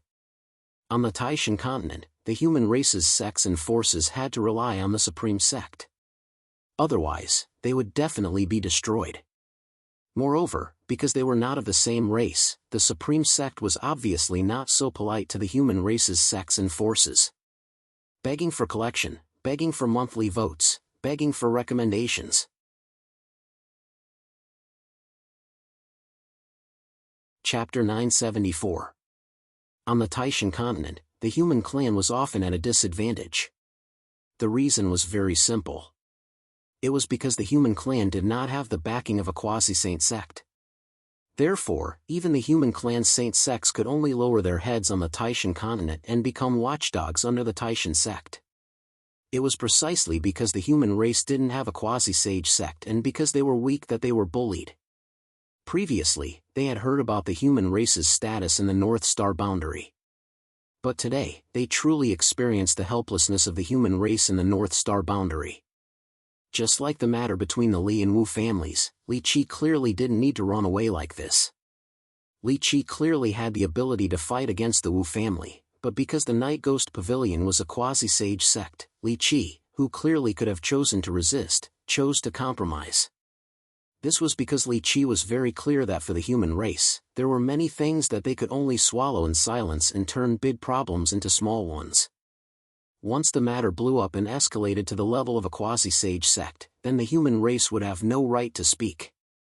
At that time, they could only be trampled on. Li Qi's words made him speechless. Yes, so what if he was unwilling? The human race didn't have a quasi-sage sect, so there was no room for resistance. Even if his teeth were knocked out, he could only swallow his anger. Li Chengfeng, who was only 15 or 16 years old, had his head lowered. His eyes were red, but he stubbornly held back his tears. It could be said that the current Li Chengfeng was a child who didn't know the ways of the world. However, such an innocent child had shaken Xiao Chen and the others. An indescribable feeling flowed in the hearts of Xiao Chen and the others. This was a child of the human race. He was proud of being born a human. Therefore, in the face of the human race's weakness, Li Chengfeng didn't complain. He also didn't feel that being born a human was shameful. Li Chengfeng was only unwilling. Lowering his head and holding back his tears, Li Chengfeng still wanted to say something, but he stuttered and couldn't say anything. But, perhaps Li Chengfeng still wanted to refute Li Qi, but he couldn't find a reason. Just as Li Chengfeng stuttered and wanted to refute, a big hand directly pressed on Li Chengfeng's head and gently patted him on the head. Looking up, Li Chengfeng saw that Xiao Chen had appeared beside him at some point. At this moment, Xiao Chen had one hand on Li Chengfeng's head, a faint smile on his face. "Kid, you're right. Although the human race is still very weak right now, it's precisely because of the existence of humans like you that I believe that the human race will definitely rise up in the North Star realm one day, and it won't be too far away." They were moved by Li Chengfeng's performance. People of Li Chengfeng's age were the future hope of the human race. If everyone could be like Li Chengfeng, why would the human race not rise? Moreover, it wasn't that the human race didn't have any quasi-sage sects now. The sacred palace had already appeared, and the quasi-sage sects of the human race had already appeared. Hearing Xiao Chen's words, Li Chengfeng stood there in a daze. At this moment, more than 10 terrifying auras came from behind the group. Sensing these auras, Li Qi's expression changed, and he couldn't help but look at Xiao Chen. "Brother Xiao, the Wu clan's people are coming. Hurry up and leave." He wanted Xiao Chen and the others to leave as soon as possible, but in response, Xiao Chen smiled and said, "It's fine. It's just the Wu clan. We can destroy it with a wave of our hand." As he spoke, Xiao Chen looked at Li Chengfeng, who was an entire head shorter than him, and said softly, "If you look carefully, the human race isn't as weak as you think." As soon as he finished speaking, Xiao Chen didn't wait for Li Chengfeng's reply. He directly strode over to the group from the Li clan. At the same time, Chen Ling, Long Qing, Qin Shuru, and Saint Mu Tian did the same. All of them stood in front of the group from the Li clan. After they stood in front of the group from the Li clan and protected the group from Xiao Chen and the others, numerous thin and ghastly pale ghost clan cultivators appeared in front of them. Surprisingly, the 3 half-saints from the heavenly ghost sect that Li Qi had mentioned were in the lead, and there were more than a dozen cultivators from the Wu clan behind them. 3 half-saints and over a dozen Dao emperors and Dao kings. Li Qi's face couldn't help but sink when faced with such a lineup. On the other hand, Xiao Chen and the others remained calm as if they didn't take the group of ghost clan experts before them seriously at all. "Who are you? What's your relationship with the Li clan?" one of the half-saints from the ghost clan asked when he saw Xiao Chen and the others. However, before Xiao Chen and the others could reply, another half-saint from the ghost clan laughed coldly and said, "Who cares who they are? They're all humans anyway, so we'll just kill them all." These half-saints from the ghost clan were used to being arrogant on Taishan continent. Especially when they faced the human race, they always felt that the human race was inferior to their ghost clan. So, these 3 half-saints from the ghost clan didn't intentionally sense the cultivation of Xiao Chen and the others at all. They completely disregarded Xiao Chen and the others. It was as if the human race was fish on the chopping board in their eyes, and they could kill them at any time. Li Qi, who stood behind Xiao Chen and the others, quickly stepped forward when he heard that. A wisp of determination flashed through his eyes as he spoke to the 3 half-saints from the ghost clan. "They're not from the Li clan and have nothing to do with the Li clan. Let them go." Even now, Li Qi didn't want Xiao Chen and the others to be hurt. However, the 3 half-saints from the ghost clan clearly disagreed and sneered. "I don't care if they're from the Li clan or not. They're humans anyway. Since we've bumped into them, they can only blame their bad luck. You've gone too far. Don't forget that the human clan also has a saint sect in Yunfeng Mansion. Aren't you afraid of the human clan's saint sect?" Li Qi gnashed his teeth in anger when he heard the 3 half-saints from the ghost clan sneering at him. The Taishan continent was huge, and the place where Xiao Chen and the others were at was called the Yun Peak Mansion. The heavenly ghost sect of the ghost clan was not the only saint sect in the Yun Peak Mansion. The human clan also had a saint sect in the Yun Peak Mansion. However, the 3 half-saints from the ghost clan laughed even more brazenly when they heard Li Qi's words. "Ha, the human clan saint sect? Are you talking about the Fallen River Saint sect? To tell you the truth, the Heavenly Ghost sect isn't afraid of the Fallen River Saint sect. We've only killed a few humans. Would the Fallen River Saint sect dare to say anything? If the Fallen River Saint sect really had the guts, they would have attacked the Heavenly Ghost sect long ago. Why would they wait until today? Cut the crap. Today is the anniversary of your death. Don't use the Fallen River Saint sect to threaten us. Begging for collection, begging for monthly votes, begging for recommendations." Chapter 975. Hearing the words of the 3 ghost clan half-saints, Xiao Chen knew that they had landed in the Yun Peak Mansion. Furthermore, the Fallen River Saint sect happened to be in the Yun Peak Mansion. It was really a stroke of luck. He did not expect to land directly in the Yun Peak Mansion where the Fallen River Saint sect was located. This saved him a lot of trouble. However, now was not the time to talk about the Yun Peak Mansion. He had to deal with the Ghost Clan first. Then, he would make a trip to the Fire Phoenix City and deal with the Wu family as well. Xiao Chen was indeed filled with killing intent towards the insolence of the Ghost Clan. Was the human clan really so weak? That was impossible. Moreover, the human race did not have a quasi-sage sect. This was already a thing of the past. From now on, with the rise of the sacred palace in the human race, the status of the entire human race would also undergo earth-shaking changes. Xiao Chen patted Li Qi's shoulder gently. Seeing that Li Qi still wanted to say something, Xiao Chen stopped him. Xiao Chen felt that it was useless to say anything more to the Ghost Clan. Moreover, there was no need to argue with the dead. After stopping Li Qi, Xiao Chen looked at the group of Ghost Clan warriors in front of him and revealed a cold smile. Actually, the human clan is really not that weak. At least, it is not so weak that you can do whatever you want. Haha, is this human clan boy stupid? The human clan is not weak? If the human clan is not weak, then why does your fallen river saint sect never stand up for the human clan?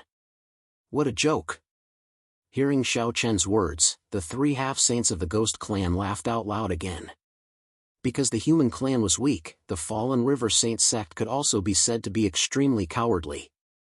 In the Yun Peak Mansion, the fallen river saint sect had never stood up for the human clan. It was precisely because of the fallen river saint sect's cowardice that the heavenly ghost sect in the Yun Peak Mansion became more and more unscrupulous. Anyway, no matter what the human clan did, the fallen river saint sect would not dare to stand up. This was a human clan without any backbone. The smile on Xiao Chen's face didn't fade when he faced the ridicule of these 3 ghost clan half-saints. The fallen river saint sect is a disgrace to the human race, but we aren't members of the fallen river saint sect. Senior Mutian, let's attack. It's a waste of breath to speak with these pieces of trash. Falling River Holy Sect was indeed a disgrace to the human race. Xiao Chen and the others would deal with them later, but right now, they had to deal with these ghost race cultivators first. He looked at Saint Mutian and said softly. Hearing this, Saint Mutian nodded slightly. Then, a terrifying aura instantly soared from his body. The 3 half-saints of the ghost clan who had been laughing wildly felt the terrifying aura coming from Saint Mutian's body. The 3 of them were instantly silenced. They were like 3 ducks whose necks had been grabbed. Their wild laughter came to an abrupt end. They looked at Saint Mutian with jealousy and horror. Saint Mutian didn't deliberately expose his aura, and the 3 half-saints of the ghost clan didn't take the initiative to sense his cultivation base. They didn't know Saint Mutian's exact cultivation base, but now, as Saint Mutian's aura soared into the sky, the 3 half-saints of the ghost clan knew that this human before them was definitely a genuine Saint Realm Venerable. They didn't expect a human clan saint to be hiding among Xiao Chen's group. In an instant, the 3 half-saints of the ghost clan were horrified. Not only the ghost clan, but even Li Qi and the rest of the Li family behind them were dumbfounded. They wanted Xiao Chen's group to leave quickly, but who knew that there was a saint among Xiao Chen's group? You're from the Fallen River Saint sect? The 3 half-saints of the ghost clan asked in astonishment. There was only one saint sect in the Yun Peak Mansion, and that was the Fallen River Saint sect. Besides, the human clan saints in the Yun Peak Mansion were basically from the Fallen River Saint sect. When they saw that Saint Mutian's cultivation base was in the Saint Realm, the 3 half-saints of the ghost clan naturally assumed that Xiao Chen's group was from the Fallen River Saint sect. However, Xiao Chen said indifferently. I said that we're not from the Fallen River Saint sect. They were not from the Fallen River Saint sect. Hearing this, the 3 half-saints from the ghost clan forced themselves to calm down. Then, they shouted proudly. I don't care which saint sect you're from, but let me tell you this. The 3 of us are elders of the Heavenly Ghost sect. If you dare to lay a hand on us, the Heavenly Ghost sect won't let you off. The 3 half-saints of the ghost clan weren't stupid enough to attack a human clan saint, but they didn't believe that Saint Mutian would dare to do anything to them. The human clan had been weak in the Yun Peak Mansion for many years. So what if he was a human clan saint? Would he dare to attack? They thought that with the Heavenly Ghost sect backing them up, Xiao Chen and the others wouldn't dare to make a move. However, it had to be said that these ghosts were wrong this time. A mere Heavenly Ghost sect was nothing in front of the sacred palace. Xiao Chen sneered and said indifferently, the Heavenly Ghost sect isn't qualified.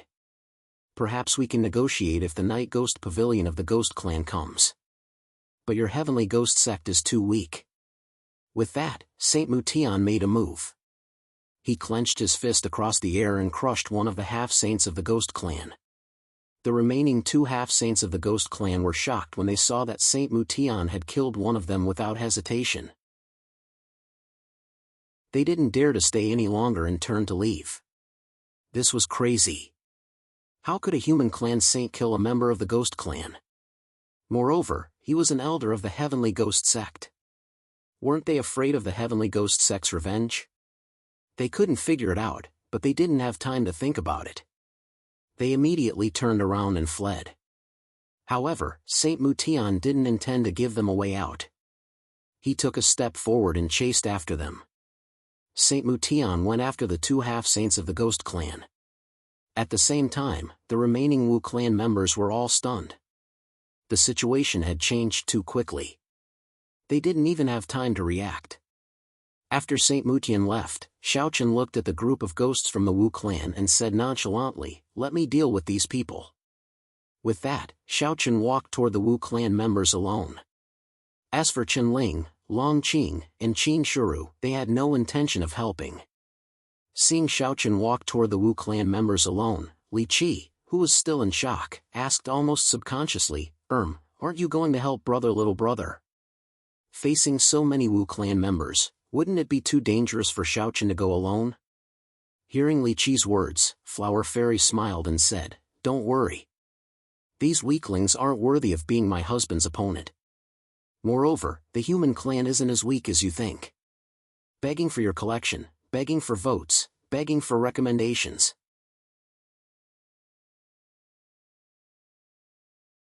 Chapter 976. On Taishan Continent and in Cloud Peak Mansion, the human clan was used to swallowing their anger. It couldn't be helped, the human clan had always been at a disadvantage when facing the other clans, especially the Ghost Clan and God Clan. This was especially true for the human race martialists who were born and raised in Yunfeng Mansion. They seemed to have been instilled with the idea that the human race was inferior to the deity race and the ghost race since they were born. So, the human clan would habitually choose to back down whenever they encountered something. Just like Li Qi, he was a typical member of the human clan in Cloud Peak Mansion. However, Xiaochen wouldn't talk about that. Regardless of whether it was the Ghost Clan or the God Clan, there was nothing to fear. Not to mention that these Ghost Clan cultivators before him were merely elders of the Heavenly Ghost Sect, and they were simply not worth mentioning in Xiaochen's eyes. Facing over 10 Ghost Clan cultivators by himself, Xiaochen pointed out with his finger, and a ray of light shot out explosively. He directly executed the pure finger sword. These Ghost Clan cultivators were simply too weak in Xiaochen's eyes, and they were so weak that Xiaochen was utterly unable to arouse any interest in them. Even the strongest amongst them was only at the Tao Emperor realm. However, even though his cultivation was the same as Xiaochen, it was utterly impossible for him to be a match for Xiaochen in terms of combat strength. The gap between the two of them was too great. With 3 successive swipes of his finger, 3 members of the Wu clan's Ghost Clansmen had been killed by Xiaochen. The expression of the Wu clan's leader who was at the Tao Emperor realm changed slightly when he saw this. After the battle, he was naturally able to sense that Xiaochen's cultivation had similarly attained the Tao Emperor realm. However, the strength Xiaochen revealed caused the leader's heart to shake violently. They were both at the Tao Emperor realm, but Xiaochen's strength was formidable to the point it shook the hearts of others. Coupled with Xiaochen's age, the Wu clan leader seemed to have guessed something. There was only one explanation for possessing a cultivation at the Tao Emperor realm and possessing such terrifying combat strength at Xiaochen's age, and it was that Xiaochen was the holy son of a hallowed sect. Only a holy son could attain the Tao Emperor realm at such a young age and possess such formidable combat strength. The Wu family leader's guess was correct, but not accurate. Xiaochen was indeed the holy son, but not the holy son of the Glory sect. Instead, he was the holy son of the Second Sage sect. Compared to the holy son of the Glory sect, Xiaochen's strength was obviously stronger. So, in a short period of less than 100 breaths of time, Xiaochen had dealt with all these bastards from the Wu clan, and only the leader of the Wu clan who was at the Tao Emperor realm remained. Seeing his own clansmen being mercilessly slaughtered by Xiaochen in less than 100 breaths, the Wu's leader panicked when he saw Xiaochen walking towards him slowly. The Wu's leader unconsciously stepped back. As he stepped back, he shouted in horror. If you dare to kill me, the Heavenly Ghost Sect won't let you off. Even the Fallen River Holy Sect won't be able to protect you." Facing Xiaochen, the Wu's leader couldn't summon any fighting spirit at all. So, he could only threaten Xiaochen with words. However, the threat of the leader of the Wu family was obviously of no use to Xiaochen. Heavenly Ghost Sect? What a joke! Not to mention the Heavenly Ghost Sect, Xiaochen wouldn't be afraid even if the second sage great venerables of the Ghost Clan or the Night Ghost Pavilion personally came. Therefore, the threat of the leader of the Wu family did not have any effect at all. Xiaochen continued to approach the leader of the Wu family as he spoke faintly while walking. I don't need the protection of the Fallen River Holy Sect, and I'm not afraid of the Heavenly Ghost Sect. So, you'd better not say such stupid words. It's useless. As he spoke, Xiaochen didn't do anything special. He just pointed his finger and displayed the shadow-bearing sword finger, an upper heaven-level martial technique. A dark sword light shot towards the Wu's leader fiercely. It was so fast that the Wu's leader didn't have time to react. He only felt a hot sensation between his eyebrows and a finger-sized bloody hole appeared. The Wu's leader looked at Xiaochen in disbelief after the finger pierced through his forehead. Finally, the Wu's leader fell to the ground and died unwillingly. It didn't take more than 300 breaths from Xiaochen's attack to the Wu's leader's death. While Xiaochen was dealing with the Wu's bastards, Saint Mutian, who went to chase the two half-saints from the Ghost Clan, also returned. Needless to say, since Saint Mutian had appeared here, the fate of the two half-saints from the Ghost Clan could be imagined. In front of a saint, two half-saints couldn't escape at all. Of course, unless they were holy sons like Xiaochen. Unfortunately, they weren't. Li Qi and the rest of the Li family were stunned when they saw the Ghost Clan's warriors being slaughtered like chickens and dogs. Their mouths were wide open enough to swallow an egg. However, amidst everyone's exclamations, there was one person who revealed a look of excitement. It was Li Qi's son, Li Chengfeng. Li Chengfeng had previously expressed his extreme unwillingness.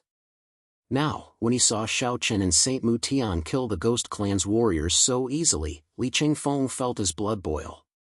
A sense of excitement that he had never felt before filled his heart.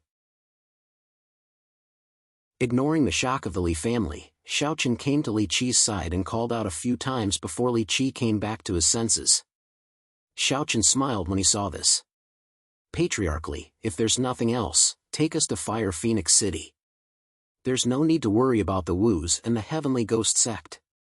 They were lucky enough to encounter Xiaochen's group. Li Qi and the rest didn't need to flee because there was no need to. Upon hearing Xiaochen's words, Li Qi steeled his heart. After all, Li Qi was similarly unwilling to flee Fire Phoenix City in such a wretched manner. He wanted to flee the place where the Li family had lived for more than 100 years. Similarly, he didn't want to flee. Now that he had encountered Xiaochen and company, Li Qi secretly made up his mind. At worst, he would die. Having made his decision, Li Qi looked at Xiaochen and said with a smile. At that moment, Li Qi was clearly no longer as casual as before. Be it his tone or expression, there was a deep sense of respect. This was especially so when he faced Saint Mutian. Brother Xiao, I can't thank you enough. Let's go. I'll lead the way. Not knowing what to say, Li Qi took the initiative to lead Xiaochen and company towards Fire Phoenix City. The mountain range wasn't far from Fire Phoenix City to begin with. With Li Qi leading the way, Xiaochen and company soon arrived at Fire Phoenix City. It wasn't considered a large city. Therefore, Xiaochen and company did not pay much attention to Fire Phoenix City. Instead, it was Li Qi and the Li family that returned. Facing the familiar Fire Phoenix City once again, the Li family's mental state underwent a great change.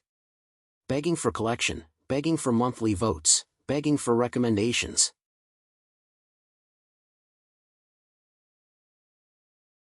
Chapter 977. Li Qi and company returned to Fire Phoenix City. As one of the large family clans in Fire Phoenix City, Li Qi was naturally a reputable person in Fire Phoenix City. Furthermore, everyone in Fire Phoenix City already knew about the Wu family's surprise attack on the Li family half a month ago. Now, seeing Li Qi, who had fled, return on his own accord, everyone began to discuss it. Walking on the streets of Fire Phoenix City, the surrounding people were pointing at Li Qi and the Li family members and gossiping about them. Regarding this, the Li family members wore heavy expressions. As for Xiaochen and company, they wore indifferent expressions, as though they did not hear the discussions around them. Xiaochen sized up Fire Phoenix City with interest. In terms of scale, Fire Phoenix City was nothing much. Over the years, Xiaochen had seen many bustling cities and towns. Therefore, he was not surprised to see a city like Fire Phoenix City. The only thing that interested Xiaochen was the residents of Fire Phoenix City. Along the way, Xiaochen discovered that there were many races in Fire Phoenix City. There were humans, beasts, ghosts, and even celestials. Different races lived in the same city. This was something new for Xiaochen and company. After all, be it the Heavenly Qin continent or the Heavenly River continent, they were all human continents. Apart from some beasts, there were no other races. It was unlike the Great God continent, where people from all major races gathered. To Xiaochen and company, the Great God continent, or even Fire Phoenix City, was like a microcosm of the North Star domain. It was a microcosm of many races living together.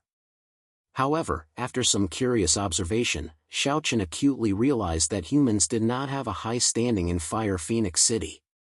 Although there was once a large clan like the Li family, the true rulers of Fire Phoenix City were the Celestials. This was because the City Lord Manor of Fire Phoenix City was managed by the Celestials. Apart from them, there was the Ghost race. The humans were only third. He had already clearly told Li Qi to return to the Li family and not to worry about anything else. Li Qi, who had made his decision, didn't say anything else. He directly led Xiaochen and the others to the former Li family mansion. They arrived at the center of Fire Phoenix City. After passing through 2 junctions, a large red door to a courtyard appeared at the end of the road. This was where the Li family's mansion was located. However, it had now become the property of the Wu family. Furthermore, the Wu family had sent some people to guard it. From afar, they could see 2 ghost clan guards guarding the entrance of the courtyard. Seeing this, Xiaochen nodded slightly at Qinling. Then, Qinling took a step forward and appeared in front of the courtyard. Facing the sudden appearance of Qinling, the 2 guards from the Wu family and ghost clan were stunned.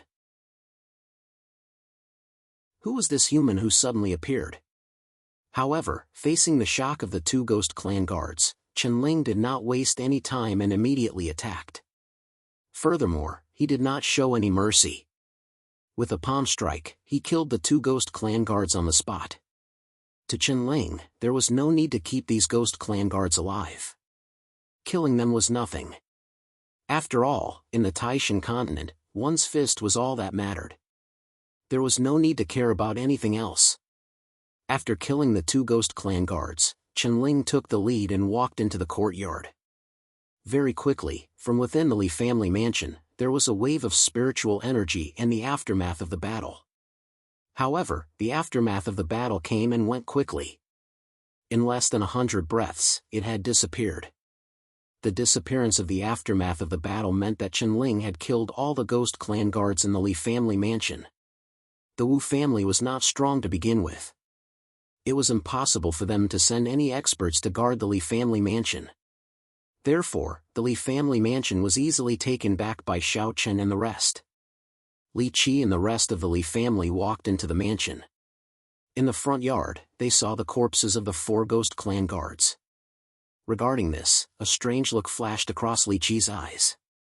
However, he did not say anything in the end. He respectfully invited Xiaochen and the rest to the main hall of the Li family mansion. Then, Li Qi got the others to clean up the corpses in the courtyard. In the main hall, there was only Xiaochen and the rest, as well as Li Qi. They did not dare to sit on their usual main seats. Li Qi consciously sat beside Xiaochen and said respectfully, "Brother Xiao, I think the Wu family will come knocking on our door very soon."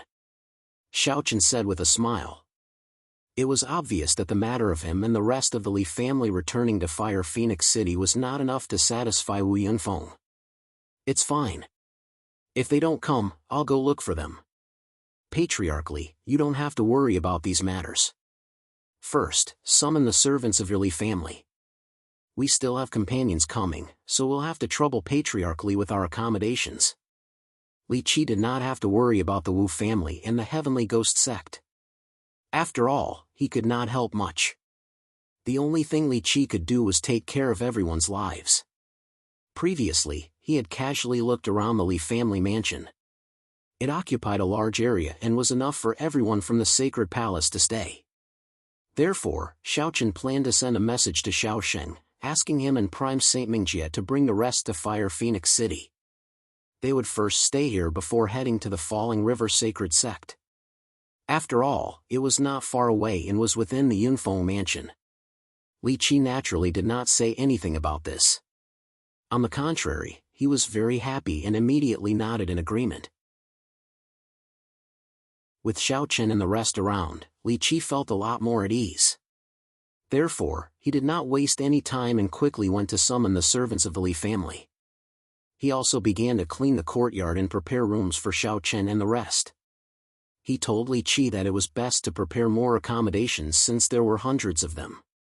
Hearing this, Li Qi immediately cleaned all the courtyards in the Li family mansion. Given the size of the Li family mansion, it would not be a problem to accommodate hundreds of people from the sacred palace. Li Qi's main concern now was how to take care of everyone from the sacred palace. He had long regarded Xiaochen and the rest as his last hope. After Xiaochen and the rest settled down in the Li family mansion, the Wu family mansion was located in another large mansion not far from the Li family mansion. Unlike the Li's mansion, the Wu's mansion was painted with black paint. At first glance, it gave off a gloomy feeling. Of course, this was also because the living habits of the ghost clan were different from that of the human clan. Therefore, the style of the building was naturally different. At this moment, in the hall of the Wu family, a middle-aged man was sitting on the main seat. Below him, a Wu family ghost clan member was respectfully saying something to the man. After a while, the middle-aged man said coldly, "Don't worry. Li Qi and the rest are back. Are they courting death? Begging for collection, begging for monthly votes, begging for recommendations."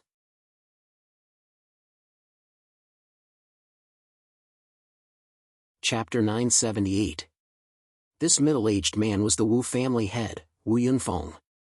He was also Li Qi's mortal enemy. The two of them had been fighting since they were young. Later on, when they each became the family head of the Li family and the Wu family respectively, the fight had never stopped. Originally, Wu Yunfeng had invited experts from the Heavenly Ghost sect to attack the Li family in one fell swoop.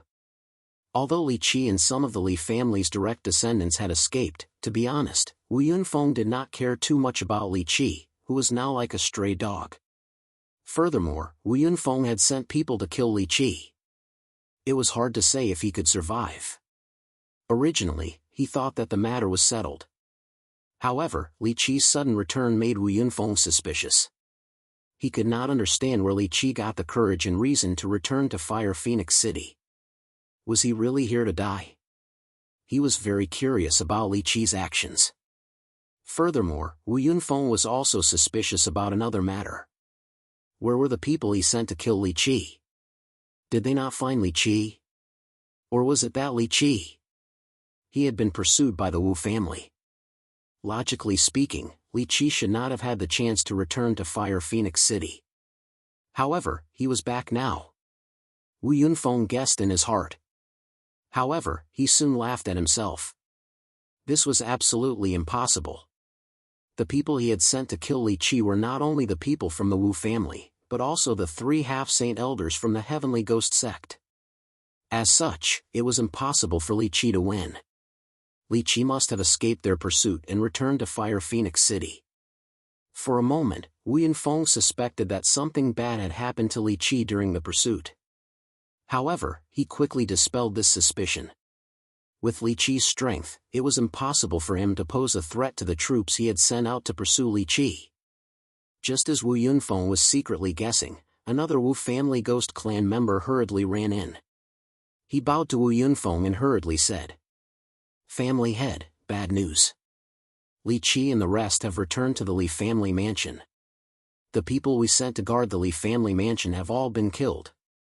Li Qi had returned to the Li family mansion? He even killed people from the Wu family?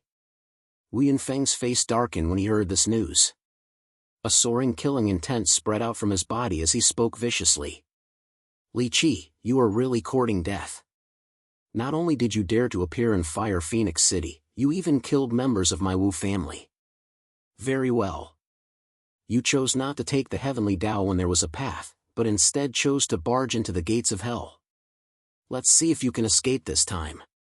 He did not expect Li Qi to be so daring. Seeing Wu Yunfeng's killing intent, the Wu family Ghost Clan member hesitated for a moment before continuing. Patriarch, also, according to our intelligence, Li Qi seems to have some unfamiliar human warriors by his side. We don't know their identities. Xiao Chen and company had entered Fire Phoenix City with Li Qi, so the Wu family naturally knew of them. However, although they knew of the existence of Xiao Chen and company, the Wu family did not manage to find out the identities of Xiao Chen and company. Hearing that there was an unfamiliar human race warrior following beside Li Qi, Wu Yunfeng was stunned at first, but soon he laughed coldly. An unfamiliar human martial artist? Li Qi, are these the helpers you found? Do you really think that you can change anything with just a few human race cultivators? This time, your Li family will definitely be annihilated because I have the Heavenly Ghost sect behind me. How can the few human martial artists you found be a match for me? He thought that Xiao Chen and company were helpers invited by Li Qi. However, Wu Yunfeng did not care about this. All along, Li Qi had thought that Wu Yunfeng had only invited 3 half-saint elders from the Heavenly Ghost sect. However, this was not the case. The 3 half-saint elders were indeed invited by Wu Yunfeng, but this was not his trump card. In order to deal with the Li family, Wu Yunfeng still had a trump card that he had not used. And this trump card was the true source of Wu Yunfeng's confidence. At the same time, in Wu Yunfeng's opinion, with this trump card, the Wu family had the hope of rising. A mere Li family was not worth mentioning. Send someone to contact the hunting team and have them return to Fire Phoenix City immediately. In addition, send someone to closely monitor Li Qi's every move. When the 3 half-saint elders return, we will kill the Li family in one fell swoop and eradicate the remnants of the Li family, Wu Yunfeng said after pondering for a moment. Until now, Wu Yunfeng still thought that the hunting team led by the 3 half-saint elders from the Heavenly Ghost sect had not found Li Qi's whereabouts. Little did he know that the team had long been wiped out by Xiao Chen. Inform the hunting team. Hearing this, the Wu family Ghost Clan member responded respectfully. However, he soon discovered that the hunting team could not be contacted at all. He had used several message-transmitting talismans, but no one had replied. After trying for more than 10 breaths to no avail, the Wu family Ghost Clan member sensed that something was wrong and quickly reported the matter to Wu Yunfeng. It was already evening and the sky was gradually darkening. Hearing that the hunting team could not be contacted, Wu Yunfeng's face finally revealed a trace of seriousness. There was no reason for them to be uncontactable, unless they had already. The previous thought surfaced again, but Wu Yunfeng did not dare to believe such a result. It should be known that the hunting team was led by 3 half-saint elders from the Heavenly Ghost sect. How could Li Qi have the ability to deal with them? It was impossible. Li Qi simply did not have the ability to do so. Even when the Li family was at its peak, it was impossible for them to have the ability to deal with 3 half-saint experts. Wu Yunfeng knew this very well. However, since the hunting team had collectively disappeared as if they had evaporated from the face of the earth, the only explanation was that they had been wiped out. The more he thought about it, the more he felt uneasy. In the end, Wu Yunfeng finally thought of a possibility. It was those foreign human warriors who had appeared beside Li Qi. Li Qi did not have the ability to deal with the hunting team, but what about those foreign human warriors beside Li Qi? This was the only explanation. Since these people could deal with the hunting team, their strength must be enough to crush the Wu family. After all, even 3 half-saint experts had disappeared without a trace. This was not a joke. Thinking of this, Wu Yunqi's heart was filled with both surprise and joy. He was surprised because where did Li Qi find these human race cultivators? They actually had the ability to annihilate the troops he had sent out to hunt them down. He was also happy because fortunately, he had a backup plan. Otherwise, wouldn't the Li family have made a huge comeback? After figuring everything out, Wu Yunfeng also knew that the most important thing to pay attention to now was not Li Qi, but those foreign human warriors beside Li Qi. A trace of extreme killing intent flashed in his eyes as Wu Yunfeng said coldly, "Li Qi, even if you have the ability to reach the heavens this time, you will not have the chance to make a comeback. Even if you wipe out my hunting team, so what? I don't believe you can wipe out the entire Heavenly Ghost sect. Begging for collection, begging for monthly votes, begging for recommendation."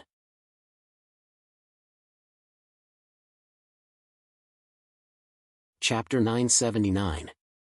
The hunting troop and the 3 half-saint elders of the Heavenly Ghost sect could not be contacted. Wu Yunfeng was certain that they were doomed. It was impossible for Li Qi to destroy the hunting troop and the 3 half-saint elders of the Heavenly Ghost sect. Therefore, there was only one explanation. It was done by the foreign human race warriors around Li Qi.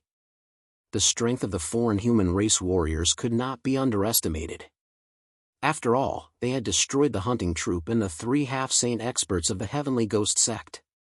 His eyes flashed with a cold light. Fortunately, the Wu family still had someone to rely on. Otherwise, Li Qi might have really turned the tables in this desperate situation.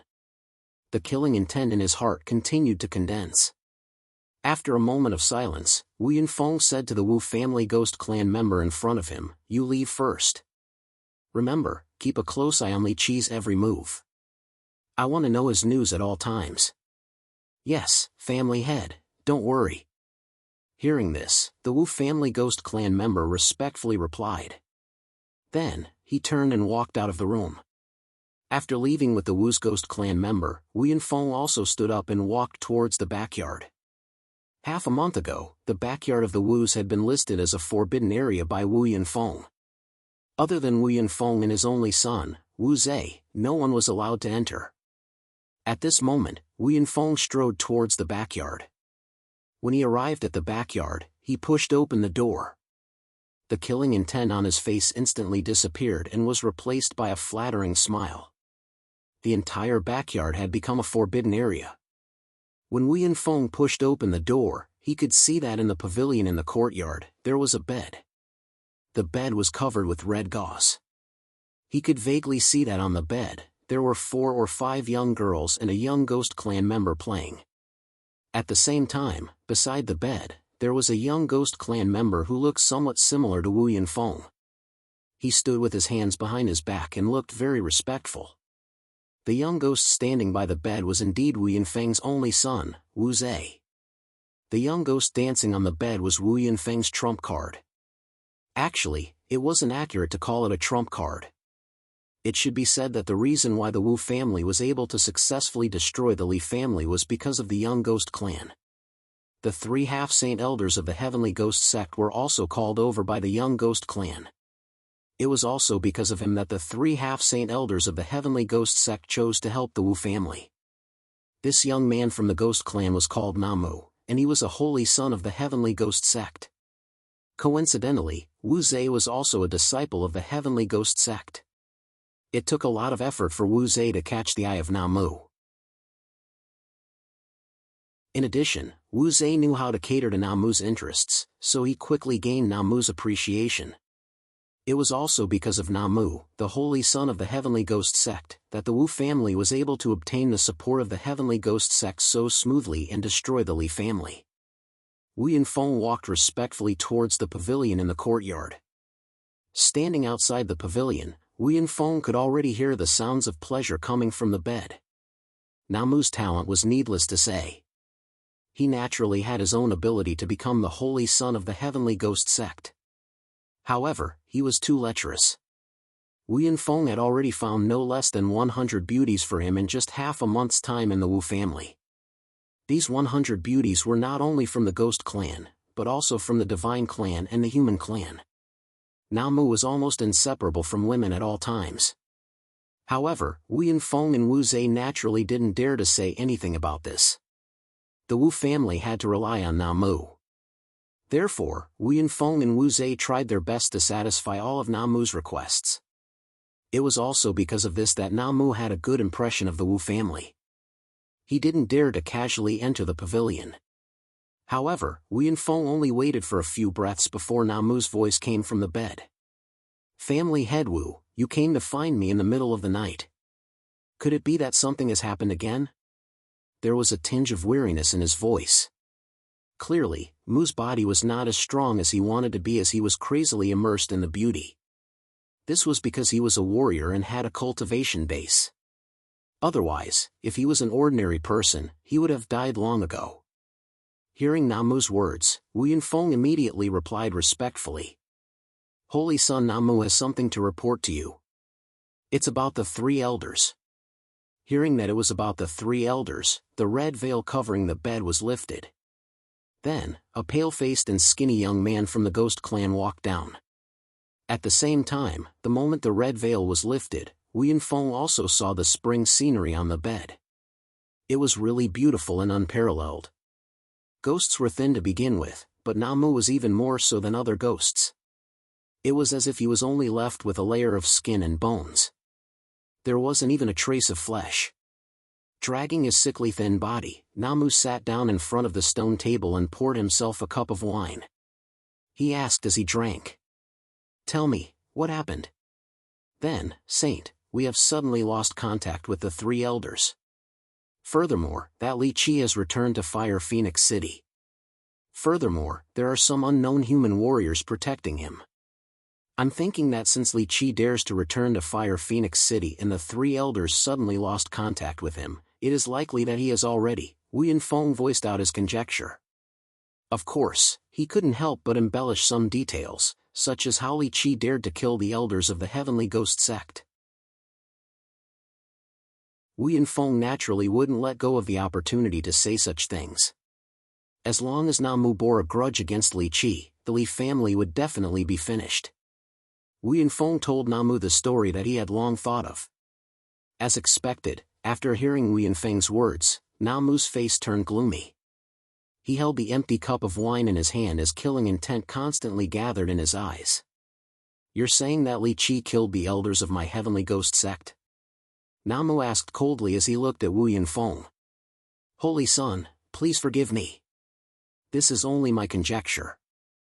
However, since we lost contact with the three elders for some unknown reason and Li Qi just happened to return to Fire Phoenix City at this time, all of this is indeed too much of a coincidence," Wu Yunfeng replied cautiously.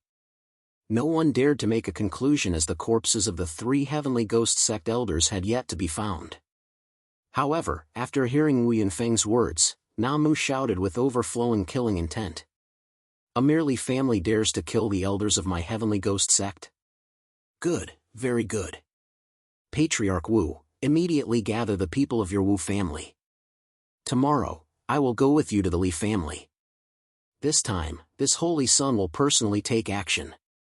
I will definitely slaughter the Li family. Begging for your collection, begging for monthly votes, begging for recommendations."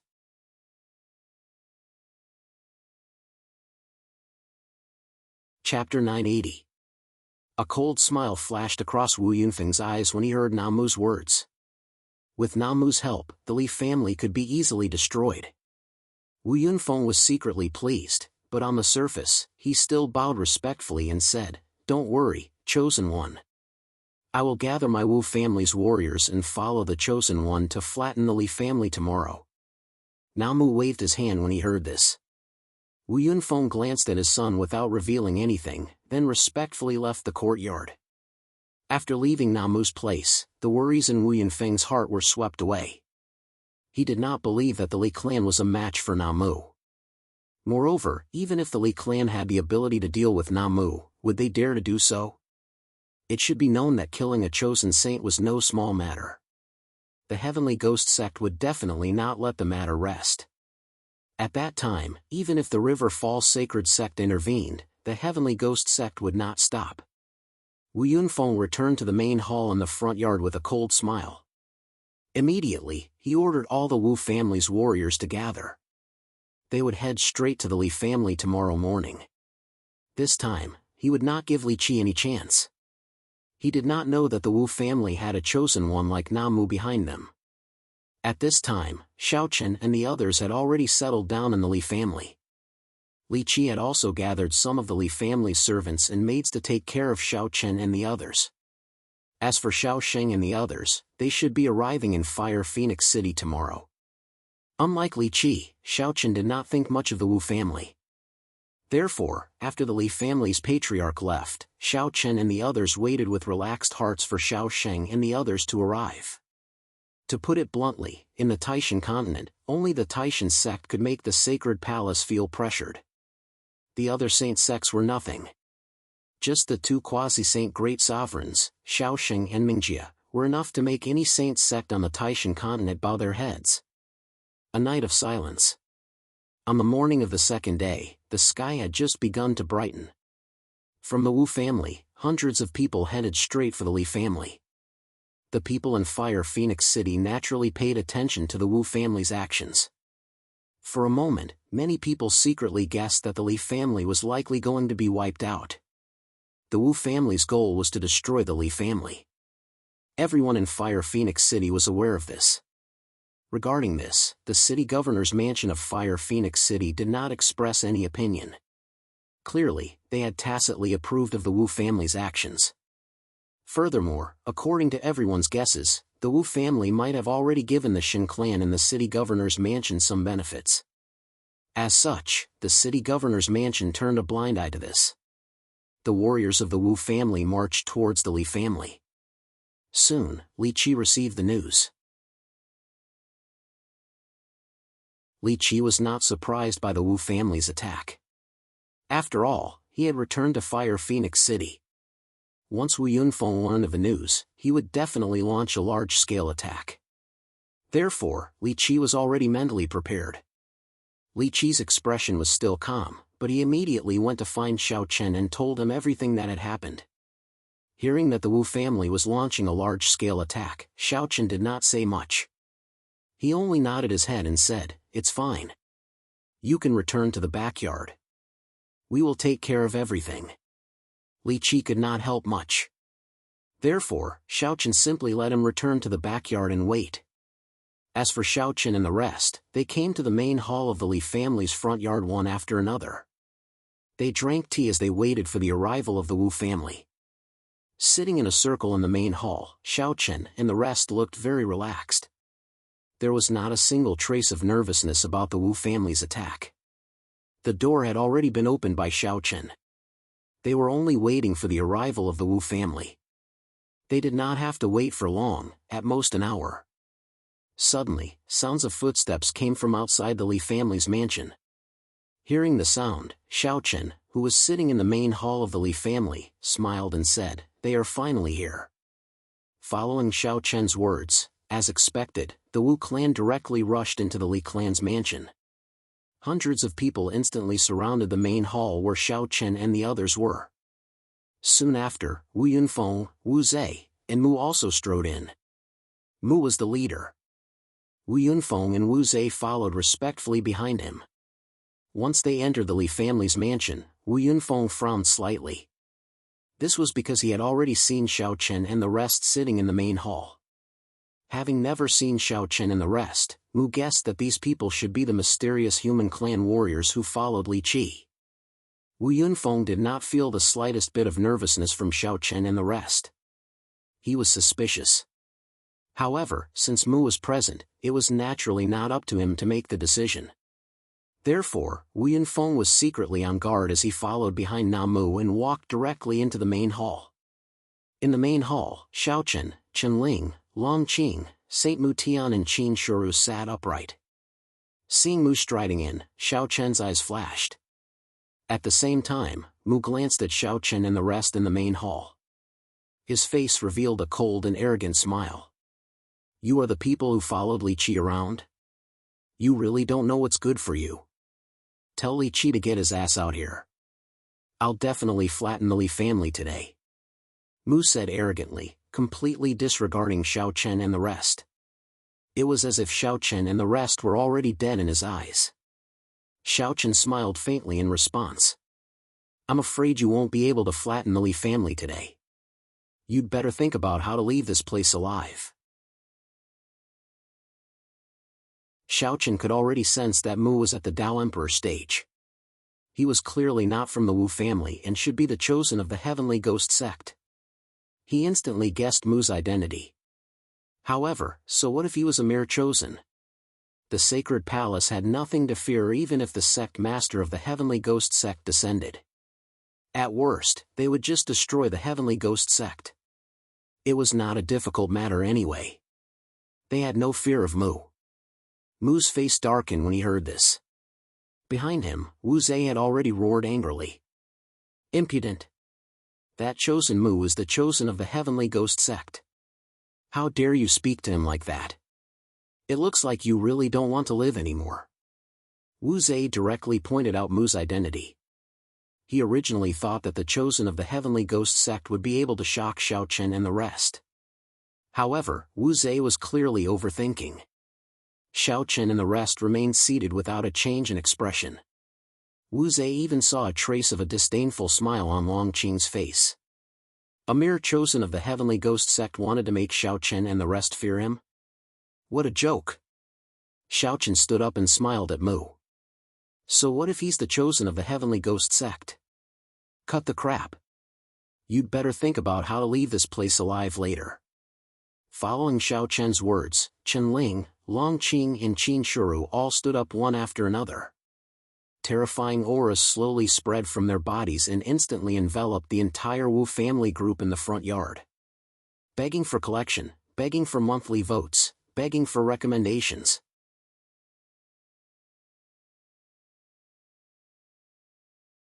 Chapter 981. Chen Ling, Long Qing, and Qin Shuru all erupted with terrifying auras. Being enveloped by these auras, the faces of the Wu clan members instantly changed. There was nothing they could do.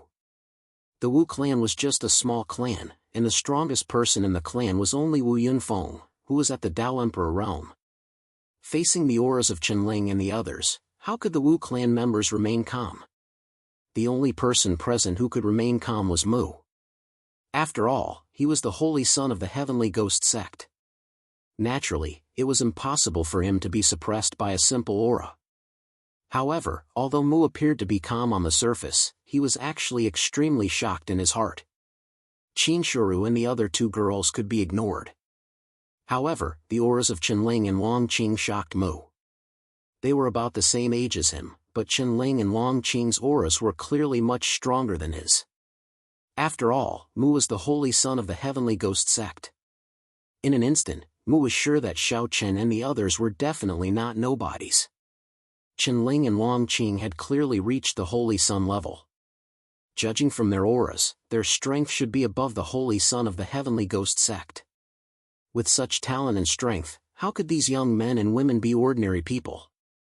How could a merely family be able to invite such a person?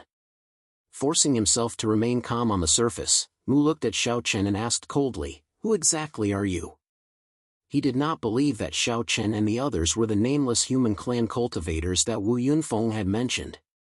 It was absolutely impossible. Facing Mu's question, Xiao Chen only replied indifferently. "Someone who wants your life." As he spoke, Chen Ling, Long Qing, and Qin Shuru directly chose to attack. Chen Ling went straight for Wu Yunfeng. As for Long Qing and the other two girls, they rushed out of the main hall. Like tigers entering a flock of sheep, they directly charged into the Wu clan members. Facing Chen Ling's group of 5, the Wu family naturally did not have the ability to resist. Even though the difference in numbers was huge, their strength was not on the same level. However, in just one exchange, the people from the Wus were completely annihilated by the 4 ladies, especially Long Qing. Her terrifying strength caused many of the Wus and Ghost clansmen to be scared out of their wits even before they fought. When he saw that the battle was completely one-sided, Namu also had the intention to retreat. He looked at Xiao Chen and forced himself to remain calm as he spoke. "I'm the holy son of the Heavenly Ghost sect, not a member of the Wu family. The enmity between you and the Wu family has nothing to do with me. If you dare to touch me, the Heavenly Ghost sect will not let you off." He did not have the slightest intention to fight with Xiao Chen. Hearing this, Xiao Chen's eyes revealed a look of disdain. Even though Namu's words sounded like a threat, he was actually begging for mercy. The battle had just begun, and he had already hurriedly cut ties with the Wu clan. Xiaochen had to admit that the holy son of the heavenly ghost sect was a little too insignificant to become a holy son with such boldness. In Xiaochen's opinion, Namu was completely unworthy of the title of holy son. He could not be bothered to talk nonsense with him. The storage ring in his hand flashed, and the black dragon sword appeared in his hand. What's the point of saying all this now? You're the holy son of the heavenly ghost sect. Is your IQ so low? With that, Xiaochen did not give Namu a chance to reply. He took a step forward and directly used the stampede of the tiger, arriving in front of Namu in a single step. Then, he raised the black dragon Jianyi in his hand, and a sword edge slashed towards Namu. In the face of Xiaochen's attack, Namu's eyelids twitched. He did not dare to hesitate at all. He immediately dodged to the side, narrowly avoiding Xiaochen's sword. Then, he had no choice but to attack. Xiaochen dealt with Namu, while Chenling, Long Qing, and the others were responsible for dealing with the Wu family's numerous ghost clansmen. As for the Heavenly Wood Saint, he sat in his seat from beginning to end, resting with his eyes closed. He did not even lift his eyelids. As a saint, the Heavenly Wood ruler did not participate in the battle. However, he also used his spiritual power to completely envelop the surrounding space. Otherwise, the aftershocks of the battle would spread out and hurt the Li family members in the backyard. In the front yard, Xiaochen and the others were engaged in a fierce battle. However, the backyard was not affected at all. Even the aftershocks of the battle could only be felt faintly.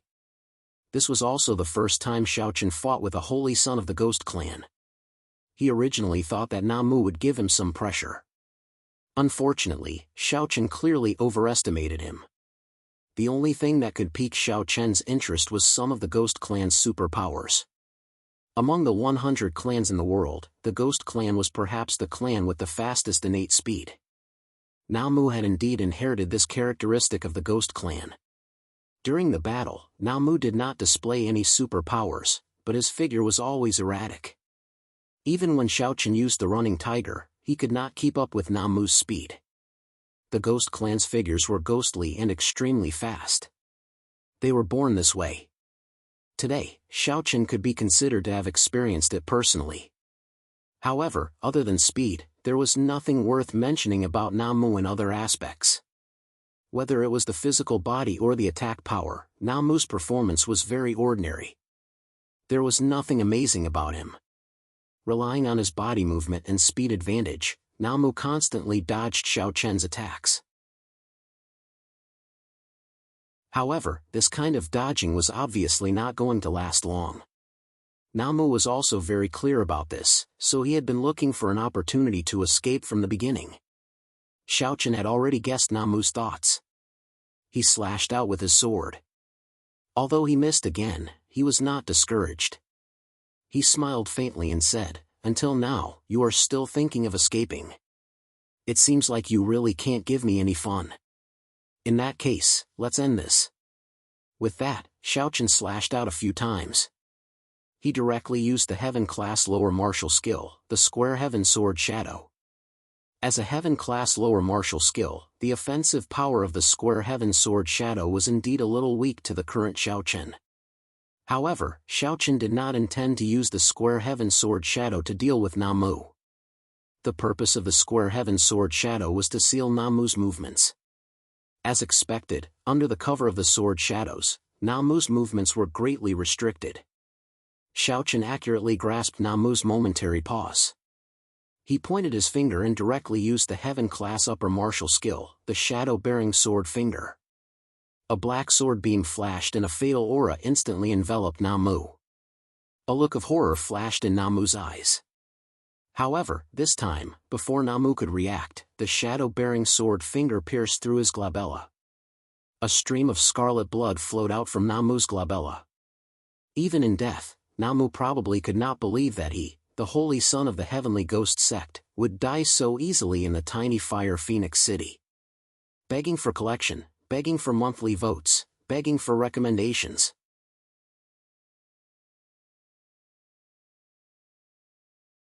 Chapter 982. His eyes were filled with bewilderment, disbelief, fear, and various other emotions. His vision gradually blurred and in the end, Mu fell backwards. The holy son of the heavenly ghost sect had died at the hands of Xiaochen. Xiaochen was indeed a little disappointed with Mu because his strength was a little weak. He did not know what the heavenly ghost sect was thinking when such a person could become the holy son. Following Mu's death, most of the Wu's men, including Wu Yunfeng, were scared out of their wits. At this moment, Wu Yunfeng's face was filled with astonishment. Impossible. This was absolutely impossible. Mu was the holy son of the heavenly ghost sect. How could he die just like that? Also, that Xiaochen, how dare he kill Mu in such a blatant manner? They could not believe the scene before their eyes. However, no matter how Wu Yunfeng felt, this was the outcome. Mu was dead and the destruction of the Wu clan was only a matter of time. They did not attack again. Qinling and the other four were more than enough to deal with the few hundred Wu clan members. Just like that, he coldly watched the battle from the sidelines. After about an hour, Long Qing and the other girls had killed all the Wu family members, while Qinling had also killed Wu Yunfeng and Wu Zhe.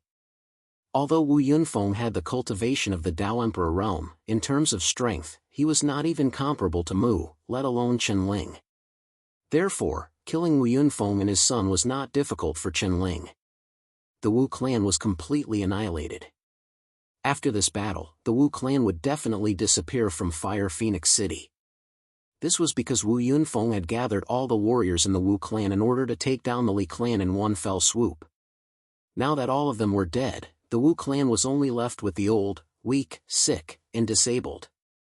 Looking at the corpses all over the ground, Xiaochen was not interested in what would happen next. He directly invited Li Qi to the main hall in the front yard. However, when Li Qi saw the corpses all over the ground, he could not help but be stunned. Patriarchally, everyone from the Wu clan is here. You can decide what to do next. How Li Qi would deal with the remaining members of the Wu clan and its properties was not up to Xiaochen. A mere property of the Wu clan was not something Xiaochen was interested in. He might as well give it to the Li clan. Li Qi was stunned when he heard Xiaochen's words. But he was immediately overjoyed. Looking at the corpses all over the ground, Li Qi naturally knew that these people were all the Wu clan's strength. Now that all of them were dead, the Wu clan could be said to be powerless to resist. Li Qi alone was enough to destroy the Wu clan. Just the thought of annexing the Wu family made the Li family the only major family clan in Fire Phoenix City, second only to the City Lord Manor. However, although he was excited, Li Qi also knew that such an outcome was all thanks to the help of Xiaochen and the rest. Therefore, after taking a deep breath, Li Qi respectfully bowed to Xiaochen. Young Master Xiao, this time, the Li clan was able to survive because of young Master's help. I have not repaid you for saving my life. How would I dare to covet the Wu clan? I will leave everything in the Wu clan to young Master. Due to the reverence in his heart, Li Qi changed the way he addressed Xiaochen. However, Xiaochen did not mind and waved his hand. I am not interested in a mere Wu clan. You can do as you see fit. As for repaying me, there is no need. Don't we still need your help? Consider this as repaying me. In Xiaochen's eyes, the Wu clan's small property was not even worth mentioning. Rather than wasting his energy on such a small thing, he might as well just give it to Li Qi. Hearing Xiaochen's words, although Li Qi had already guessed that this would be the result, he still bowed repeatedly and thanked him. The joy in his heart could not be concealed. After leaving the rest of the matters to Li Qi, Xiaochen and the rest returned to their residence. They waited for Xiaosheng and the rest to arrive before heading to the Falling River Saint sect. As for what happened after, they would see when the time came. According to Xiaochen's plan, they naturally had to train in the Taishan continent. It would be best if they could meet one or two holy sons of the Taishan sect and learn from each other. Xiaochen and the rest appeared very calm. They did not feel the slightest bit of excitement from the destruction of the Wu clan. However, Li Qi and the Li clan were different. Not only did they escape from death, but they had also turned the tables and destroyed the Wu clan. This made Li Qi and the Li clan extremely excited. Therefore, on that day, Li Qi personally led his men to attack the Wu clan. The two clans had a deep grudge.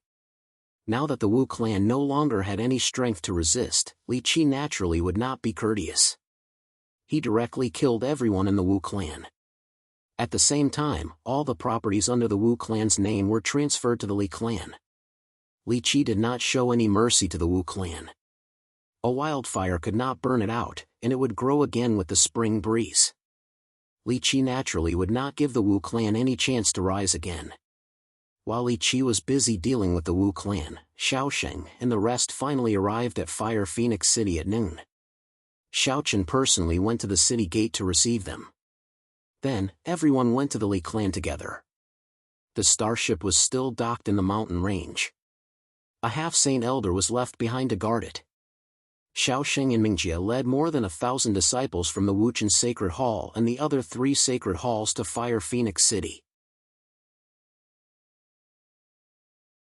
After the Li clan arranged accommodations for everyone, Xiaochen briefly recounted the events of the past few days to Xiaosheng and Mingjie. When he heard that the Falling River Saint sect was located in the Yunfeng prefecture where everyone was now, Xiaosheng could not help but laugh. I didn't expect to bump into it by accident. Since that's the case, it will save us a lot of trouble. Let's deal with the Falling River Saint sect first before we travel around the Taishan sect and let the world know of our sacred palace's prowess. Xiaochen and the rest nodded and laughed when they heard Xiaosheng's words.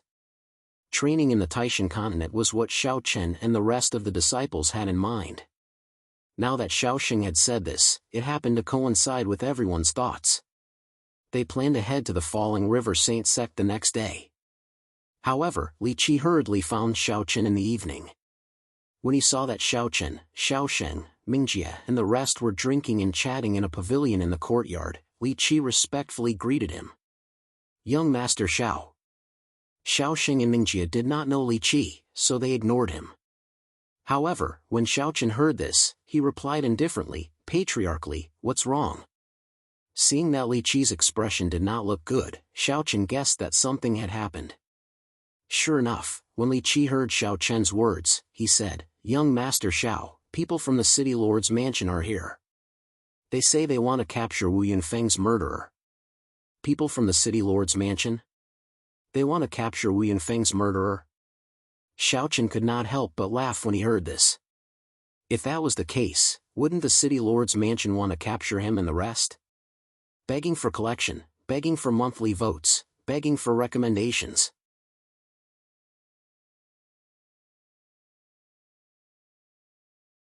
Chapter 983. Xiaochen could not help but find it funny that the City Lord's mansion had come after the Wu clan was destroyed. Xiaochen had heard a little about the City Lord's mansion of Fire Phoenix City from Li Qi. It was the true master of Fire Phoenix City. All along, the City Lord's mansion of Fire Phoenix City had been held by the Shin clan. It could be said that they were the true overlords of Fire Phoenix City. As for the Wu clan and the Li clan, they were merely following behind the City Lord's mansion to beg for a living. All along, the Heavenly Saint sect was located in the Taishan continent and was the only quasi-sage sect on the Taishan continent. Therefore, the Shin clan had always occupied a dominant position in the Taishan continent. Fire Phoenix City was no exception. Xiaochen smiled when he heard that the City Lord's mansion was coming to capture Wu Yunfeng's murderer. Xiaosheng also said indifferently, "It seems that the City Lord's mansion and the Wu clan have some relationship." The City Lord's mansion's sudden action was clearly because of the Wu clan. There was probably some unknown relationship between the two parties. Xiaochen smiled when he heard Xiaosheng's words. "Isn't this exactly what the old ancestor wants? We can use the City Lord's mansion to raise the prestige of our sacred palace." The group had gone to the Taishan continent for 2 reasons. On one hand, it was to gain experience and see the outside world. However, more importantly, it was to make a name for themselves. The sacred palace had just been established. Compared to the other 6 quasi-sage sects, its reputation was definitely lacking. Since they wanted to establish themselves in the North Star domain, the sacred palace naturally had to compete with the other 6 quasi-sage sections. As such, reputation was very important. Therefore, dealing with the fallen River Saint sect was just to let the world know of the existence of the sacred palace and to show off the strength of the sacred palace. Xiaosheng smiled when he heard Xiao Chen's words. He then stood up and said, "You always have a lot of ideas. Let's go. I'll accompany you." After jokingly scolding Xiao Chen took the lead and walked towards the main hall of the front yard. Li Qi, who was at the side, was a little confused. He wanted to remind Xiao Chen that the castle and mansion was different from the Wu family. Both sides could not be mentioned in the same breath. Although Fire Phoenix City's City Lord Manor did not have any saints, with only a half-saint presiding over it, unlike the Wu family, the City Lord Manor was controlled by the Shin clan. The Ghost Clan's backer, the Night Ghost Pavilion, was located far away from the Taishan continent. Therefore, the Ghost Clan was unable to reach the Taishan continent. However, the God Clan was completely different. The Taishan continent was the headquarters of the Supreme God sect. If anyone dared to attack the God Clan here, they would be courting death. In Li Qi's opinion, Xiao Chen and the others might not be afraid of a saint sect like the Heavenly Ghost sect due to their own strength. However, a quasi-saint sect like the Supreme God sect was definitely not to be offended. Otherwise, one could imagine the consequences. He wanted to remind Xiao Chen that he could not treat the City Lord Manor the way he treated the Wu family. However, Xiao Chen completely ignored him. Accompanied by Qin Shuru and the other two girls, Xiao Chen followed Xiaosheng out of the courtyard. Only Xiao Chen, Xiaosheng, and Qin Shuru went to the main hall to meet the people from the City Lord Manor. As for Chen Ling, Long Qing, Mingjie, and the others from the Sacred Palace, they remained in the backyard, completely ignoring the arrival of the City Lord Manor. Xiao Chen arrived at the main hall in the front yard indifferently. As soon as he entered the main hall, he saw 4 people from the divine race sitting in the main hall. One of them was sitting on the main seat. Judging from his attire, he should be the leader this time. Xiao Chen's guess was right. The divine race person sitting on the main seat was the City Lord of Fire Phoenix City. He was also the only sage to be expert in Fire Phoenix City. Seeing Xiao Chen and the others walk over, the City Lord said expressionlessly, "Are you the humans who killed the Wu family's head, Wu Yunfeng?" "That's right." Xiao Chen nodded.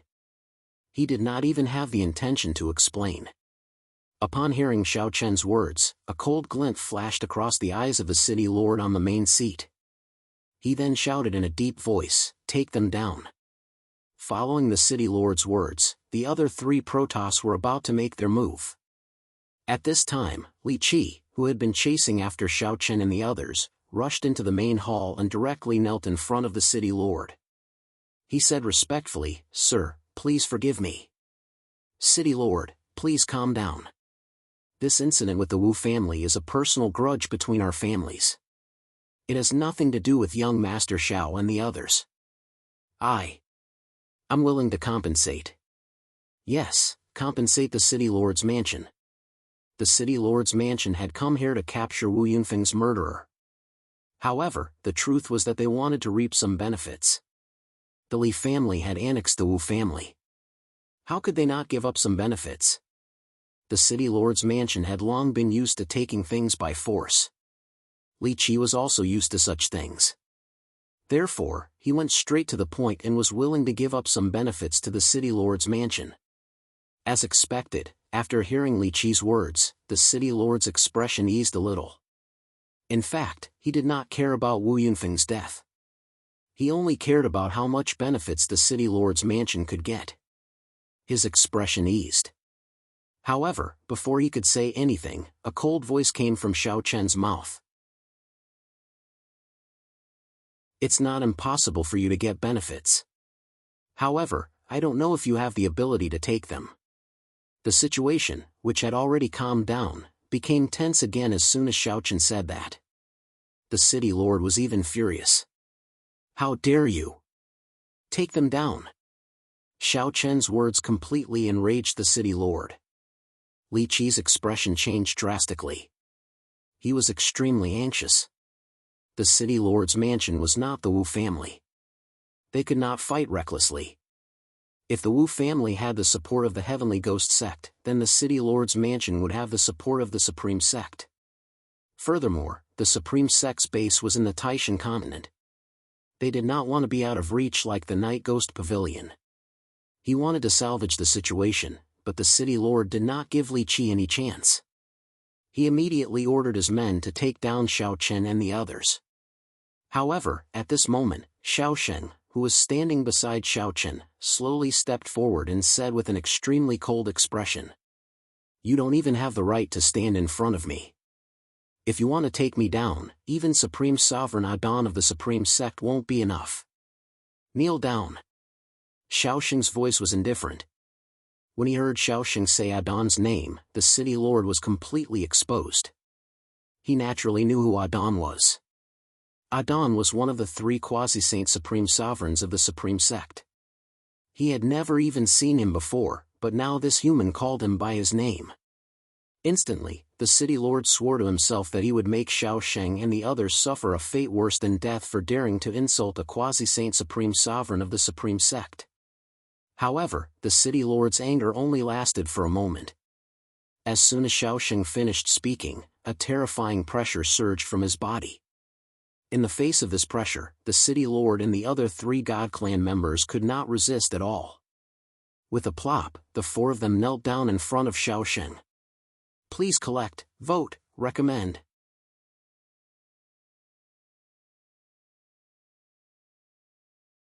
Chapter 984. Just his aura alone was enough to make the City Lord and the other divine race experts kneel on the ground. They couldn't even muster the slightest will to resist. In the face of this pressure, the originally arrogant City Lord was already sweating profusely. The clothes on his back were completely drenched in sweat. As the City Lord of a small Fire Phoenix city, he naturally didn't have the qualifications to meet Aten and the other quasi-saint Great Venerables. He had only heard of their names. However, he had seen saints before. And now, the aura rising from Xiao Sheng's body was clearly much more terrifying than the aura of a saint. In front of it, the aura of a holy sun was like a pugilistic world in front of the sea. There was no comparison at all. To be able to become the City Lord with such a terrifying aura, he naturally wasn't a fool. He immediately guessed what was going on. Xiao Sheng, the handsome human race expert before him, was actually a quasi-saint Great Venerate. The City Lord's heart sank. This wasn't courting death anymore. It was like the god of longevity hanging himself. The City Lord's heart couldn't help but tremble at the thought of taking down a quasi-saint Great Venerate. But on second thought, the City Lord was puzzled. When did a quasi-saint Great Venerate appear in the human race? Didn't the human race have no quasi-saint sects? In the blink of an eye, countless thoughts appeared in the City Lord's mind. Li Qi, on the other hand, was completely dumbfounded, his mind completely blank. Regardless of what the City Lord was thinking, Xiao Sheng walked step by step to the main seat where the City Lord had been sitting. He sat down and looked down at the City Lord who was kneeling in front of him. Xiao Sheng said indifferently, "You're not bad. Even your Supreme Great Venerate, Aten, wouldn't dare to say such words in front of me." In the ears of the City Lord, those words sounded like an evil spirit demanding his life. It made his hair stand on end. The City Lord repeatedly kowtowed. Blood was already flowing out from his forehead. However, he still didn't have any intention of stopping. As he kowtowed, he spoke in a frightened voice. "Spare me, spare me, spare me.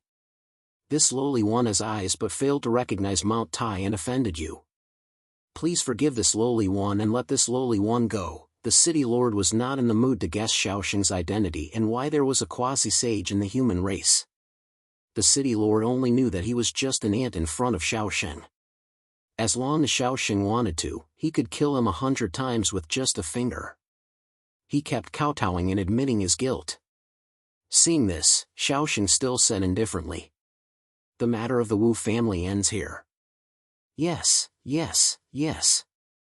In the future, Fire Phoenix City will no longer have a Wu family. Never again.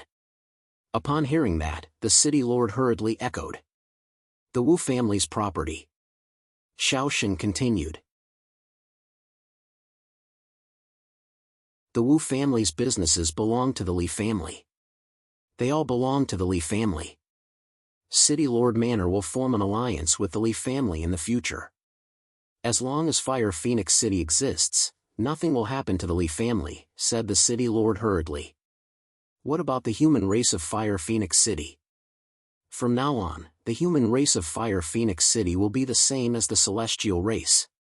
No other race will bully them. This lowly one guarantees it. The City Lord almost agreed to all of Xiaoxing's requests. Seeing that the City Lord was a sensible person, Xiaoxing also restrained his aura.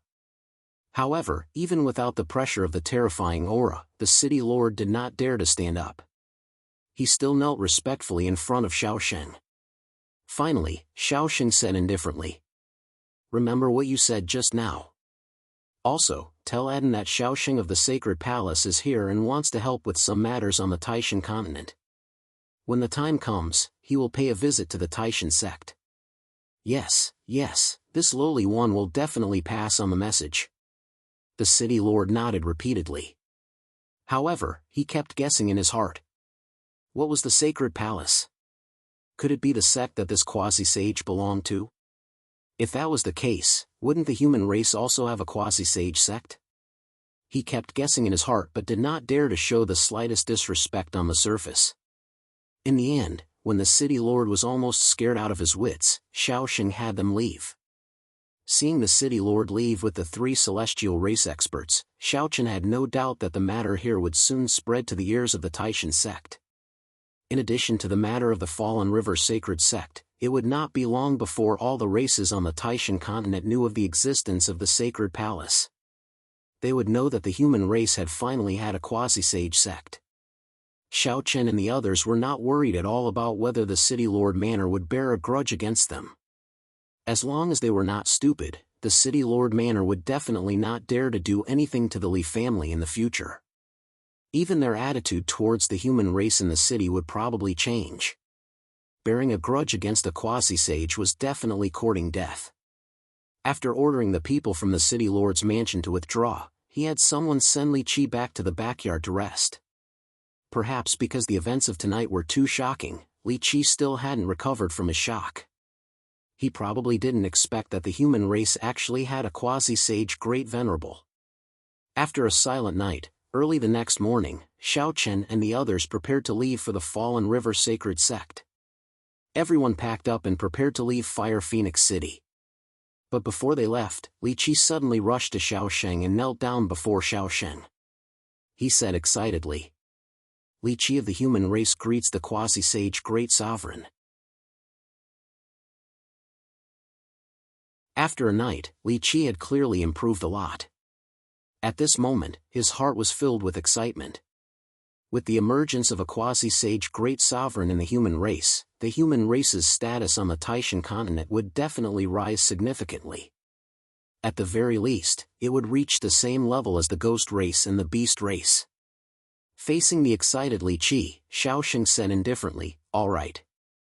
In the future, the human race will no longer fear any other race. Remember, the human race also has a quasi-sage sect called the Sacred Palace." With that, Xiaosheng and the others soared into the sky and flew in the direction of the Fallen River Sacred Sect. As he watched Xiaosheng and the others leave, Li Qi kept muttering, "Sacred Palace, Sacred Palace, Sacred Palace, the human race is going to rise. We're really going to rise. Ha ha, ha ha." Li Qi was extremely excited. In the City Lord Manor, the City Lord had already sent yesterday's events back to the Supreme Divine Sect through a special channel. However, because he didn't have the qualifications to directly contact the Supreme Divine Sect's upper echelons, it was impossible for him to contact a quasi-sage great sovereign like Adam. Therefore, it would take a few more days for Adam and the other great sovereigns to receive the news.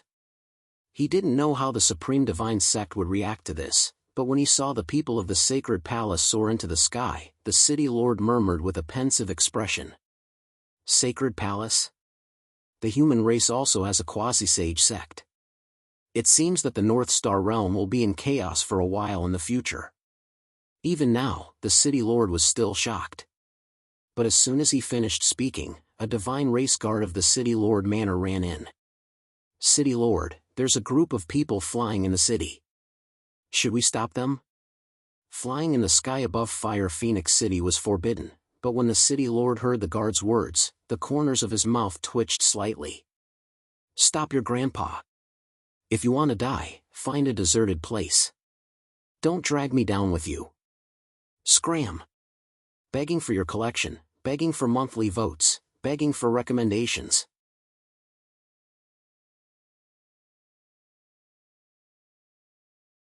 Chapter 985.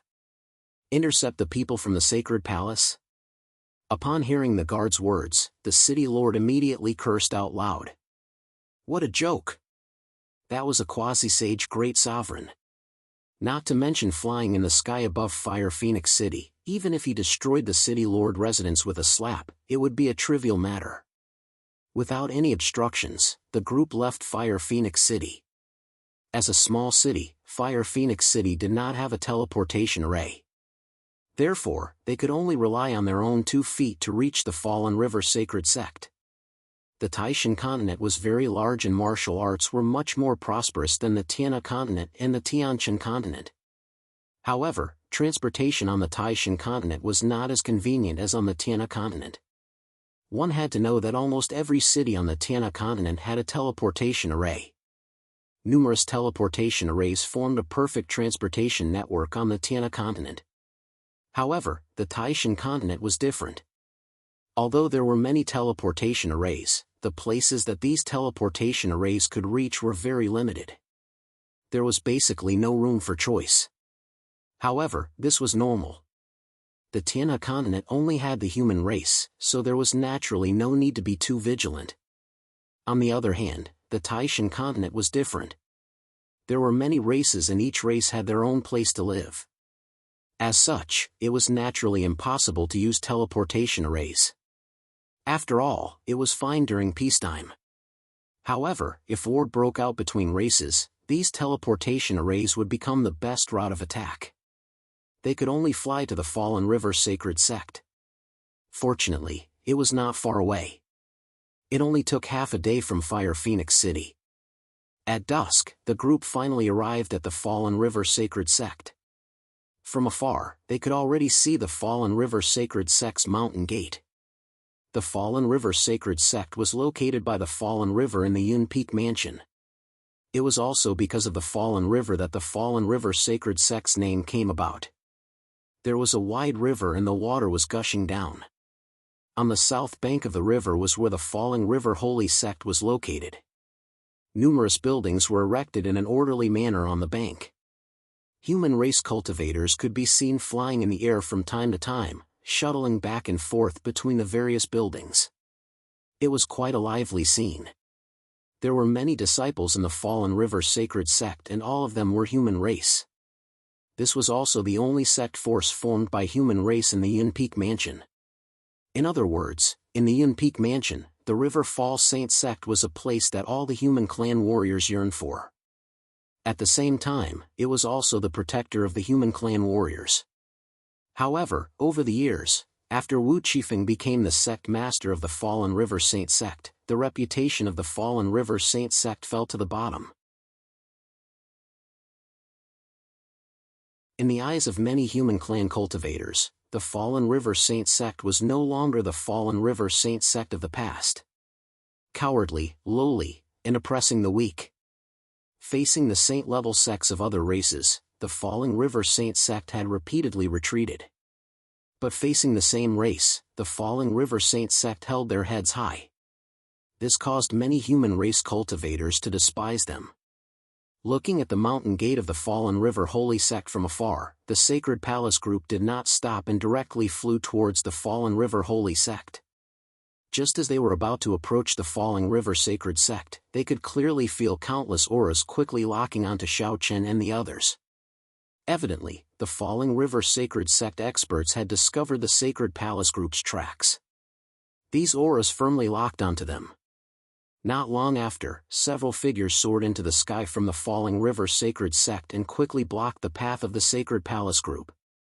There were 2 saints in the lead, and there were a few half-saints and over 10 Tao emperors behind them. One of the 2 saints in the lead looked at the Sacred Palace group and shouted as they blocked the path of the Sacred Palace group. "Who are you? Do you know that trespassing into the Falling River Sacred Sect is a crime punishable by death?" They did indeed have the demeanor of a great sect, denouncing them as soon as they arrived. However, Xiaoxing only smiled indifferently when he heard this. "It's just the Falling River Sacred Sect. A crime punishable by death? Ha, what a joke!" There was no need to be courteous to the Falling River Sacred Sect. The 2 saints were unable to see through Xiaoxing's cultivation at all when they heard his words, so they immediately flew into a rage. "How dare you? Do you really want to die? You're the ones who want to die. Cut the crap. Gather all the saints of the Falling River Sacred Sect in the main hall. I have something to announce," Xiaoxing said indifferently. Gather all the saints of the Falling River Sacred Sect in the main hall. The 2 saints of the Falling River Sacred Sect were stunned when they heard Xiaoxing's words, but they quickly returned to their senses. For a time, faint spirit energy fluctuations emerged from the 2 saints. Clearly, they were about to make a move. Sensing the spirit energy fluctuations from the 2 saints, Saint Mutian and the other Saint Venerables of the Sacred Palace standing beside Xiaoxing also took a step forward. Their Saint Realm auras soared into the sky without restraint. On this trip to the Taishan continent, apart from the 2 quasi-saint great sovereigns Xiaoxing and Mingjie, as well as Xiaochen and the other saints, there were also 1,500 disciples, deacons, and elders from the 3 sacred halls. Saint Mutian and the other Saint Venerables were also accompanying them. As soon as Saint Mutian and the other Saint Venerables appeared, their terrifying auras swept across the sky. The 2 saints of the Falling River Sacred Sect immediately paled. The 2 saints were already on guard when the 1,000 or so people from the Divine Palace appeared in the Falling River Sacred Sect. Now that there were 5 more saints in the group, the 2 saints immediately raised their guard. 5 saints was already a strong force. However, the 2 sides did not have a chance to make a move. After Saint Mutian and the other saints appeared, Xiaoxing slowly walked to the front of the Falling River Sacred Sect and said calmly, "Saints of the Falling River Sacred Sect, Sect Master, I'll give you 10 minutes to come to the main hall and summon me. Otherwise, don't blame me for being ruthless." Xiaoxing's voice was not loud, but with the support of spiritual energy, it quickly spread to every corner of the Falling River Sacred Sect. At this moment, all the disciples and elders in the Falling River Sacred Sect looked up at the sky. They were puzzled and wondered who this person was. What a boastful tone. However, just as he finished speaking, a terrifying aura poured down from the sky. This aura clearly came from Xiaoxing. Faced with the oppression of this aura that far surpassed that of a saint, all the disciples of the Falling River Sacred Sect turned pale and could not help but kneel on the ground. At the same time, all the saints in the Falling River Sacred Sect, including the 2 saints who blocked Xiaoxing's path, turned pale and exclaimed in disbelief. "Say, Quasi-Saint Supreme Sovereign!" they exclaimed, but Xiaoxing ignored them. He released his aura and said, "Remember, I want to see everyone in the main hall in 10 minutes. After that, Xiaoxing looked at Saint Mutian and the other saints and said, "Go and capture Wang Qifeng and bring him to the main hall. Begging for your collection, begging for monthly votes, begging for recommendations."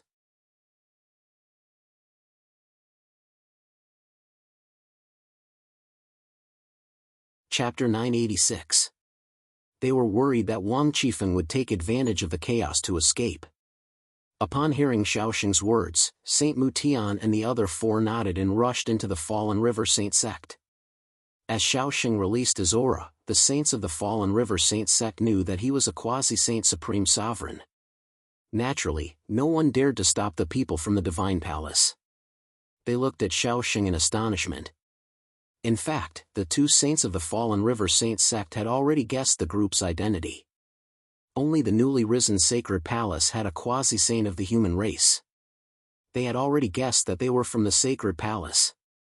At the same time, Xiaoxing looked at the 2 saints and said indifferently, "Take me to the main hall."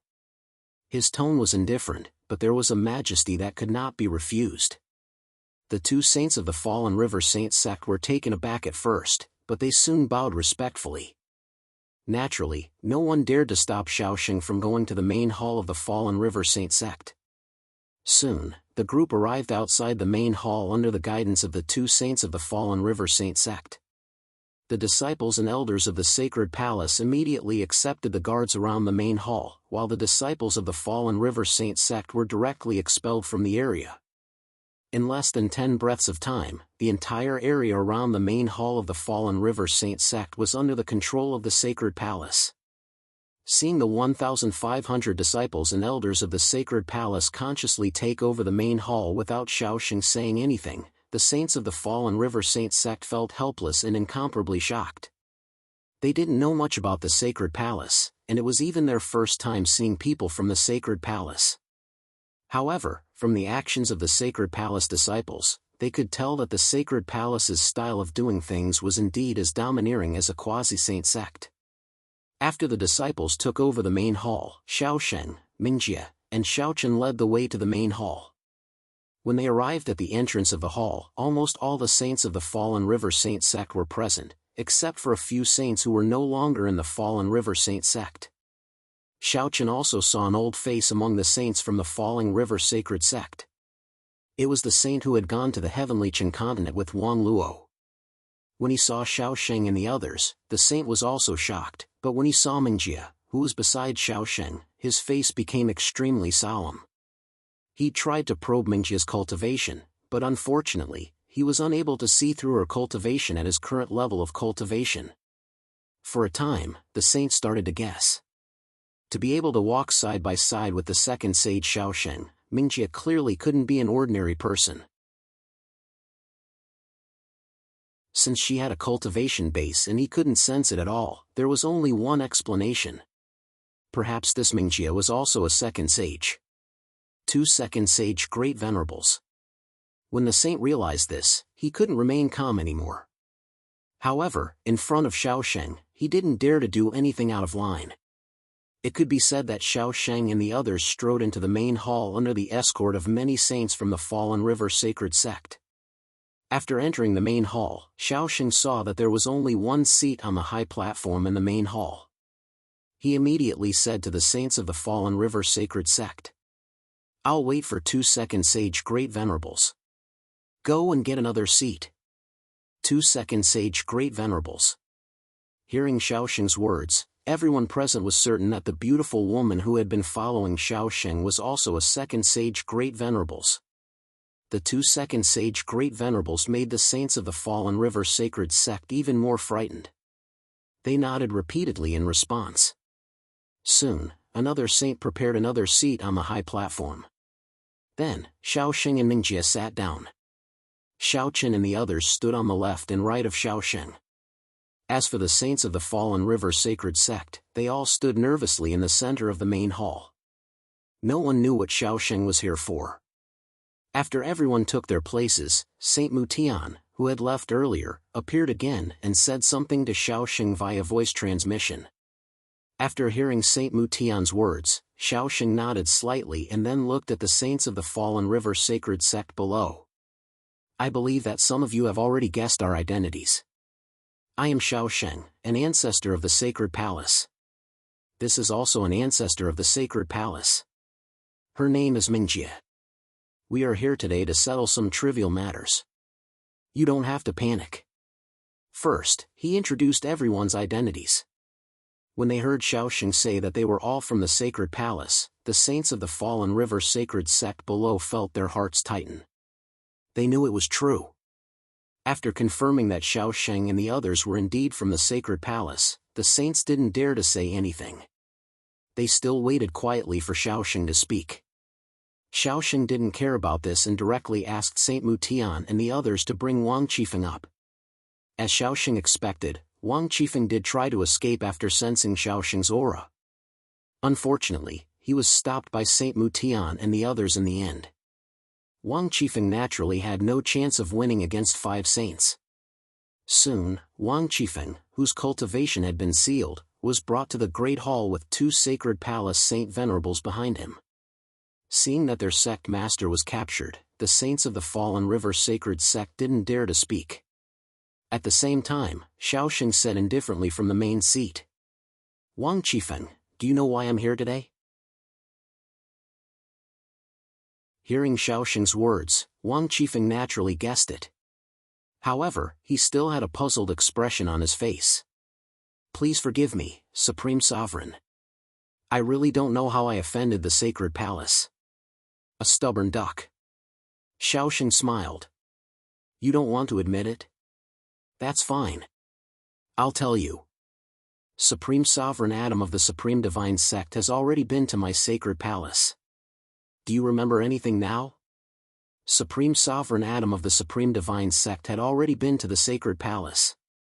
A strange look flashed across Wang Qifeng's eyes. He knew very well that since Xiaoxing could bring people here, it meant that his identity had been exposed. Wang Qifeng didn't know how, but that wasn't important anymore. Not knowing how to answer Xiaoxing's question, Wang Qifeng chose to remain silent. Xiaoxing truthfully told everyone present about the Supreme Divine Sect's visit to the Sacred Palace, as well as what Wang Qifeng had done previously. Hearing that Wang Qifeng wanted to use the Supreme Divine Sect to deal with the Sacred Palace, the dozen or so Supreme Divine Sect saints in the Great Hall were all stunned. A quasi-saint sect had appeared in the human race, but Wang Qifeng still wanted to use the God race to deal with the Sacred Palace. This was simply unbelievable. At the same time, now that Xiaoxing and Mingjie had brought the Sacred Palace experts to the Fallen River Sacred Sect, everyone could imagine what was going to happen next. Sure enough, after telling everyone what had happened, Xiaoxing said indifferently, Wang Qifeng, I don't want to waste time on nonsense. From today onwards, you will resign from the position of Sect Master of the Fallen River Sacred Sect and cripple your own cultivation. Begging for monthly votes, begging for recommendations.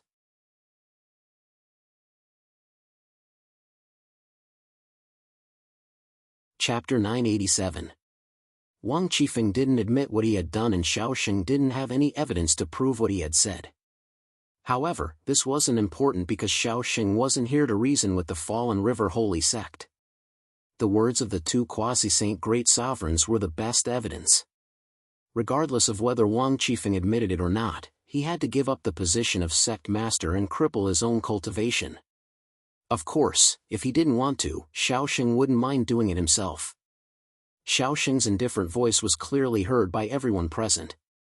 Hearing this, the Fallen River Holy Sect saint experts were stunned. As for Wang Qifeng, he immediately roared. I didn't do it. I've never done such a thing. Great Sovereign, how can you believe the words of others so easily? At this point, Wang Qifeng was forced into a corner and could only struggle. Otherwise, once his cultivation was crippled, he would become a complete cripple.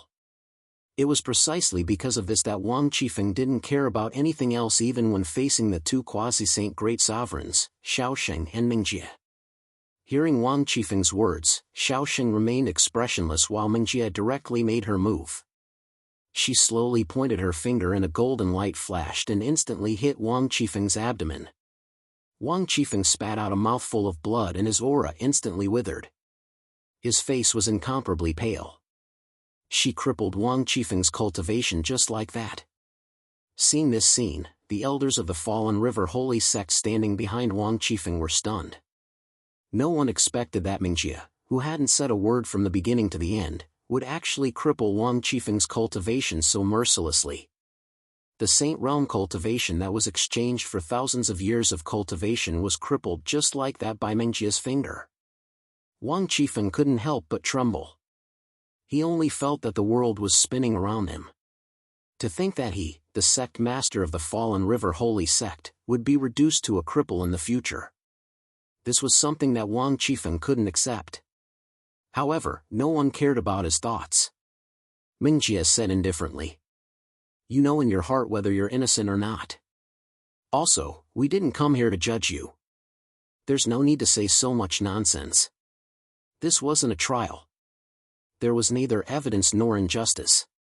To put it bluntly, if the Sacred Palace wants you dead, you must die. Because the Sacred Palace is a quasi-saint sect, it's that simple. This was an extremely tyrannical sentence. However, there was no problem at all because Mingjie had the qualifications to say such words. The words of a quasi-sage were the law. Their words were the truth. As soon as he finished speaking, the saints hurriedly bowed. At the same time, Shaoxing also spoke up. With that, Shaoxing waved his hand. Immediately, the two sacred sovereigns who had been standing behind Wang Qifeng grabbed Wang Qifeng and strode out of the main hall. Since Shaoxing had already said that Wang Qifeng would live in the Fallen River Holy Sect, he would naturally be thrown outside to fend for himself. As for where the two saint sovereigns would throw Wang Qifeng, it wasn't something that the crowd cared about. The two quasi-saint supreme sovereigns had completely crippled Wang Qifeng with a few simple words. This was the benefit of strength. In the face of absolute strength, any resistance was pale and powerless. Wang Qifeng was once the sect master of the Fallen River Holy Sect, but he still couldn't resist at all. After dealing with Wang Qifeng, Shaoxing looked at the saints of the Fallen River Holy Sect present. After a series of inquiries, Shaoxing finally let the Fallen River Holy Sect's Grand Elder take the position of sect master. He had a head full of white hair and looked incomparably old. The Fallen River Holy Sect's Grand Elder was called Fei Chen. He could be said to be the oldest saint of the Fallen River Holy Sect and could be considered a founding member of the Fallen River Holy Sect. The Grand Elder had been a saint of the Fallen River Holy Sect during the previous sect master's reign. This was because the Great Elder had a very high prestige in the Fallen River Holy Sect. In fact, his prestige was even higher than Wang Qifeng's. In addition, this person was quite upright. Moreover, his cultivation was the strongest among all the saints of the Falling River Holy Sect. Because of these reasons, Shaoxing finally let him succeed the position of sect master. Fei Chen obviously didn't expect to hear Shaoxing's words. However, he was already very old. Even though he was at the saint realm, he didn't have much lifespan left. At most, he could only live for 100 years. At that time, if Fei Chen still couldn't break through, he could only turn into a pile of dirt. 100 years of lifespan was equivalent to a lifetime for an ordinary person. However, 100 years was too short for a saint. Since he was already a dying man, Fei Chen didn't covet the position of sect master. He immediately told Shaoxing the truth. "Thank you for your kindness, but my lifespan is almost up. I'm afraid I can't take on this great responsibility." Fei Chen rejected. The other saints of the Fallen River Holy Sect didn't find it strange. It was very normal. However, Shaoxing smiled nonchalantly. "It's fine. Just do your job well. Since your lifespan is almost up, my sacred palace has treasures that can increase your lifespan. When the time comes, I'll reward you with some. In addition, if you do your best, it won't be difficult for the sacred palace to help you break through to the perfection saint realm." Shaoxing was quite satisfied with Fei Chen. As for his lifespan, he didn't have to worry about it.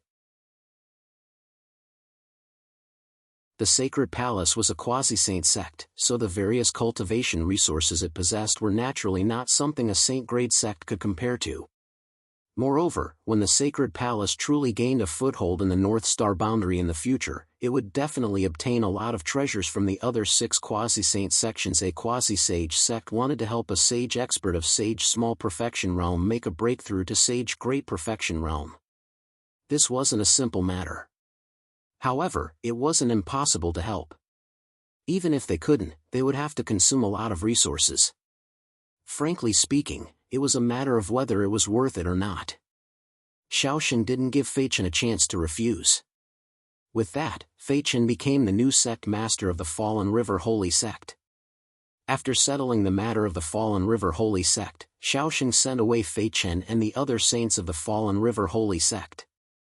He naturally left the rest of the matters to them, such as how to explain to the disciples about the change of sect master. He used an extremely domineering method to remove the sect master of the Fallen River Holy Sect.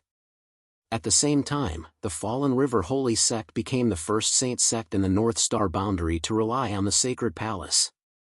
They didn't immediately leave the Fallen River Holy Sect.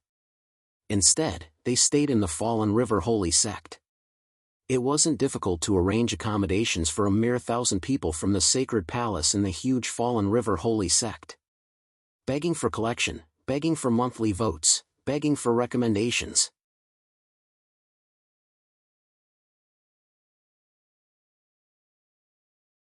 Chapter 988.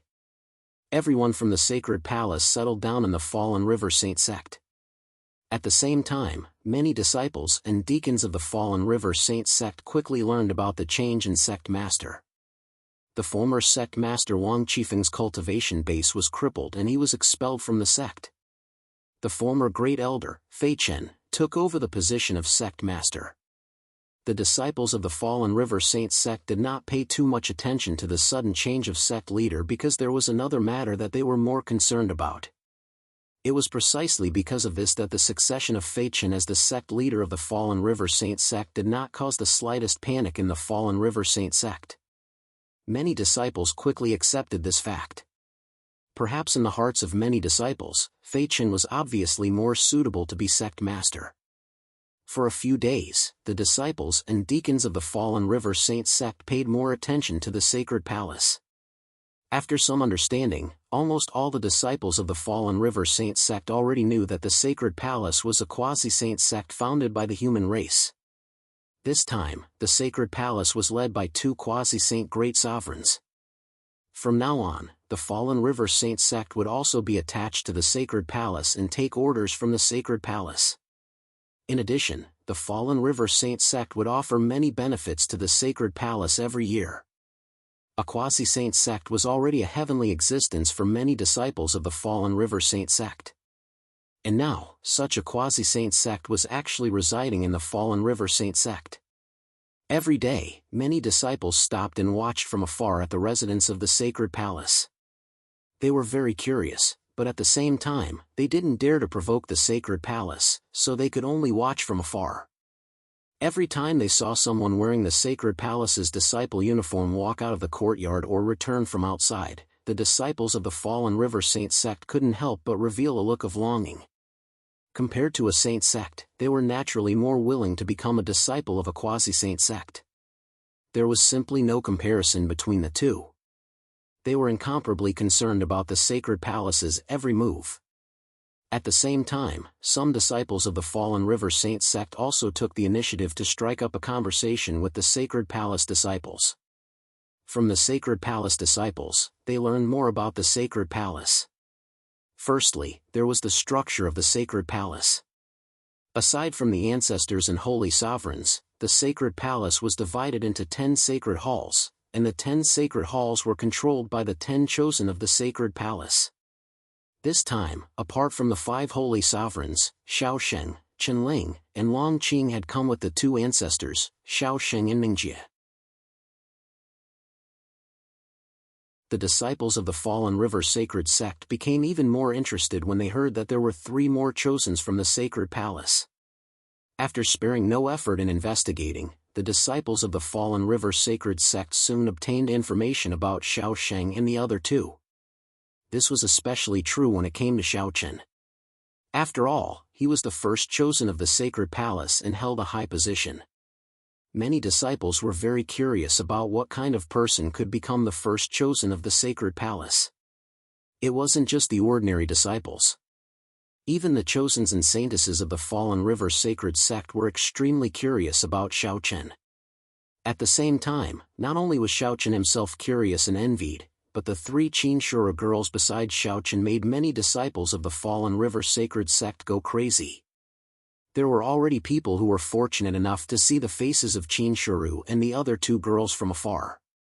It was enough to be described as heavenly beauties. In an instant, all the disciples of the Fallen River Sacred Sect knew that the first chosen of the Sacred Palace, Shaochen, had 3 women by his side. They were all outstanding beauties, and many male disciples were envious of them. Shaochen and the others ignored the attention of the disciples of the Fallen River Sacred Sect.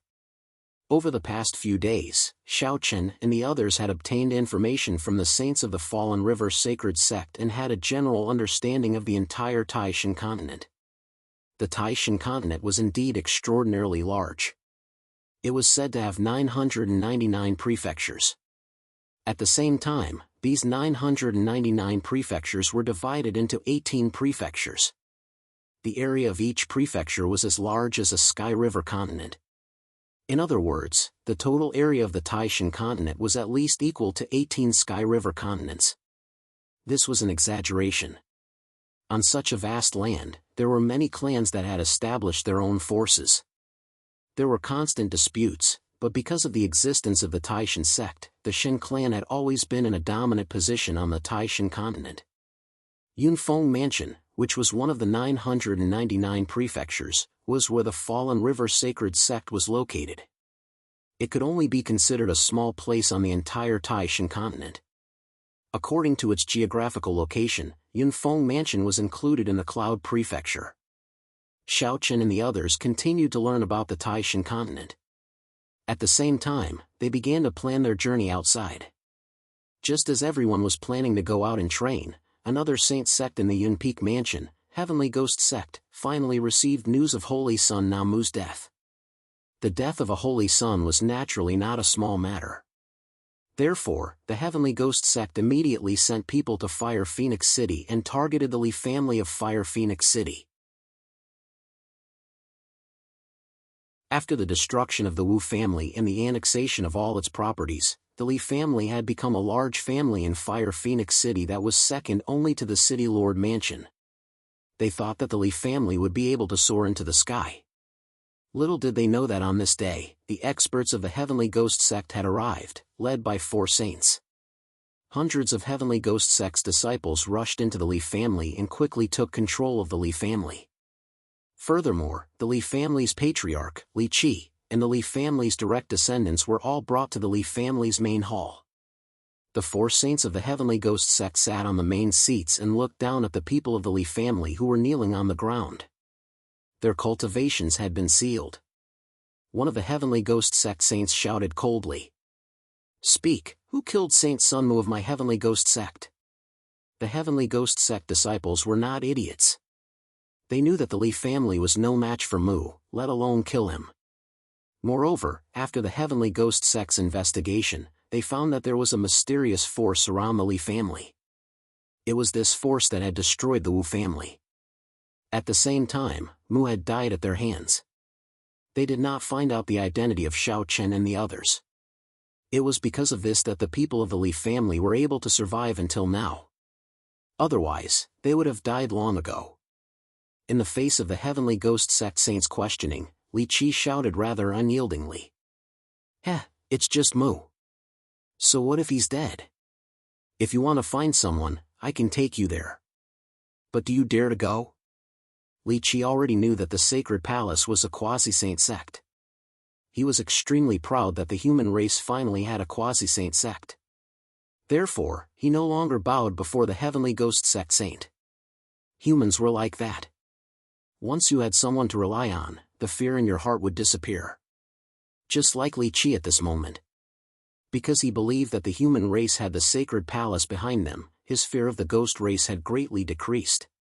He even dared to face the Heavenly Ghost Sect saint directly. Begging for collection, begging for monthly votes, begging for recommendations. End of chapter. You're tuning into the Mythic Realms YouTube channel. Don't forget to subscribe and join us on this journey to catch the most captivating stories.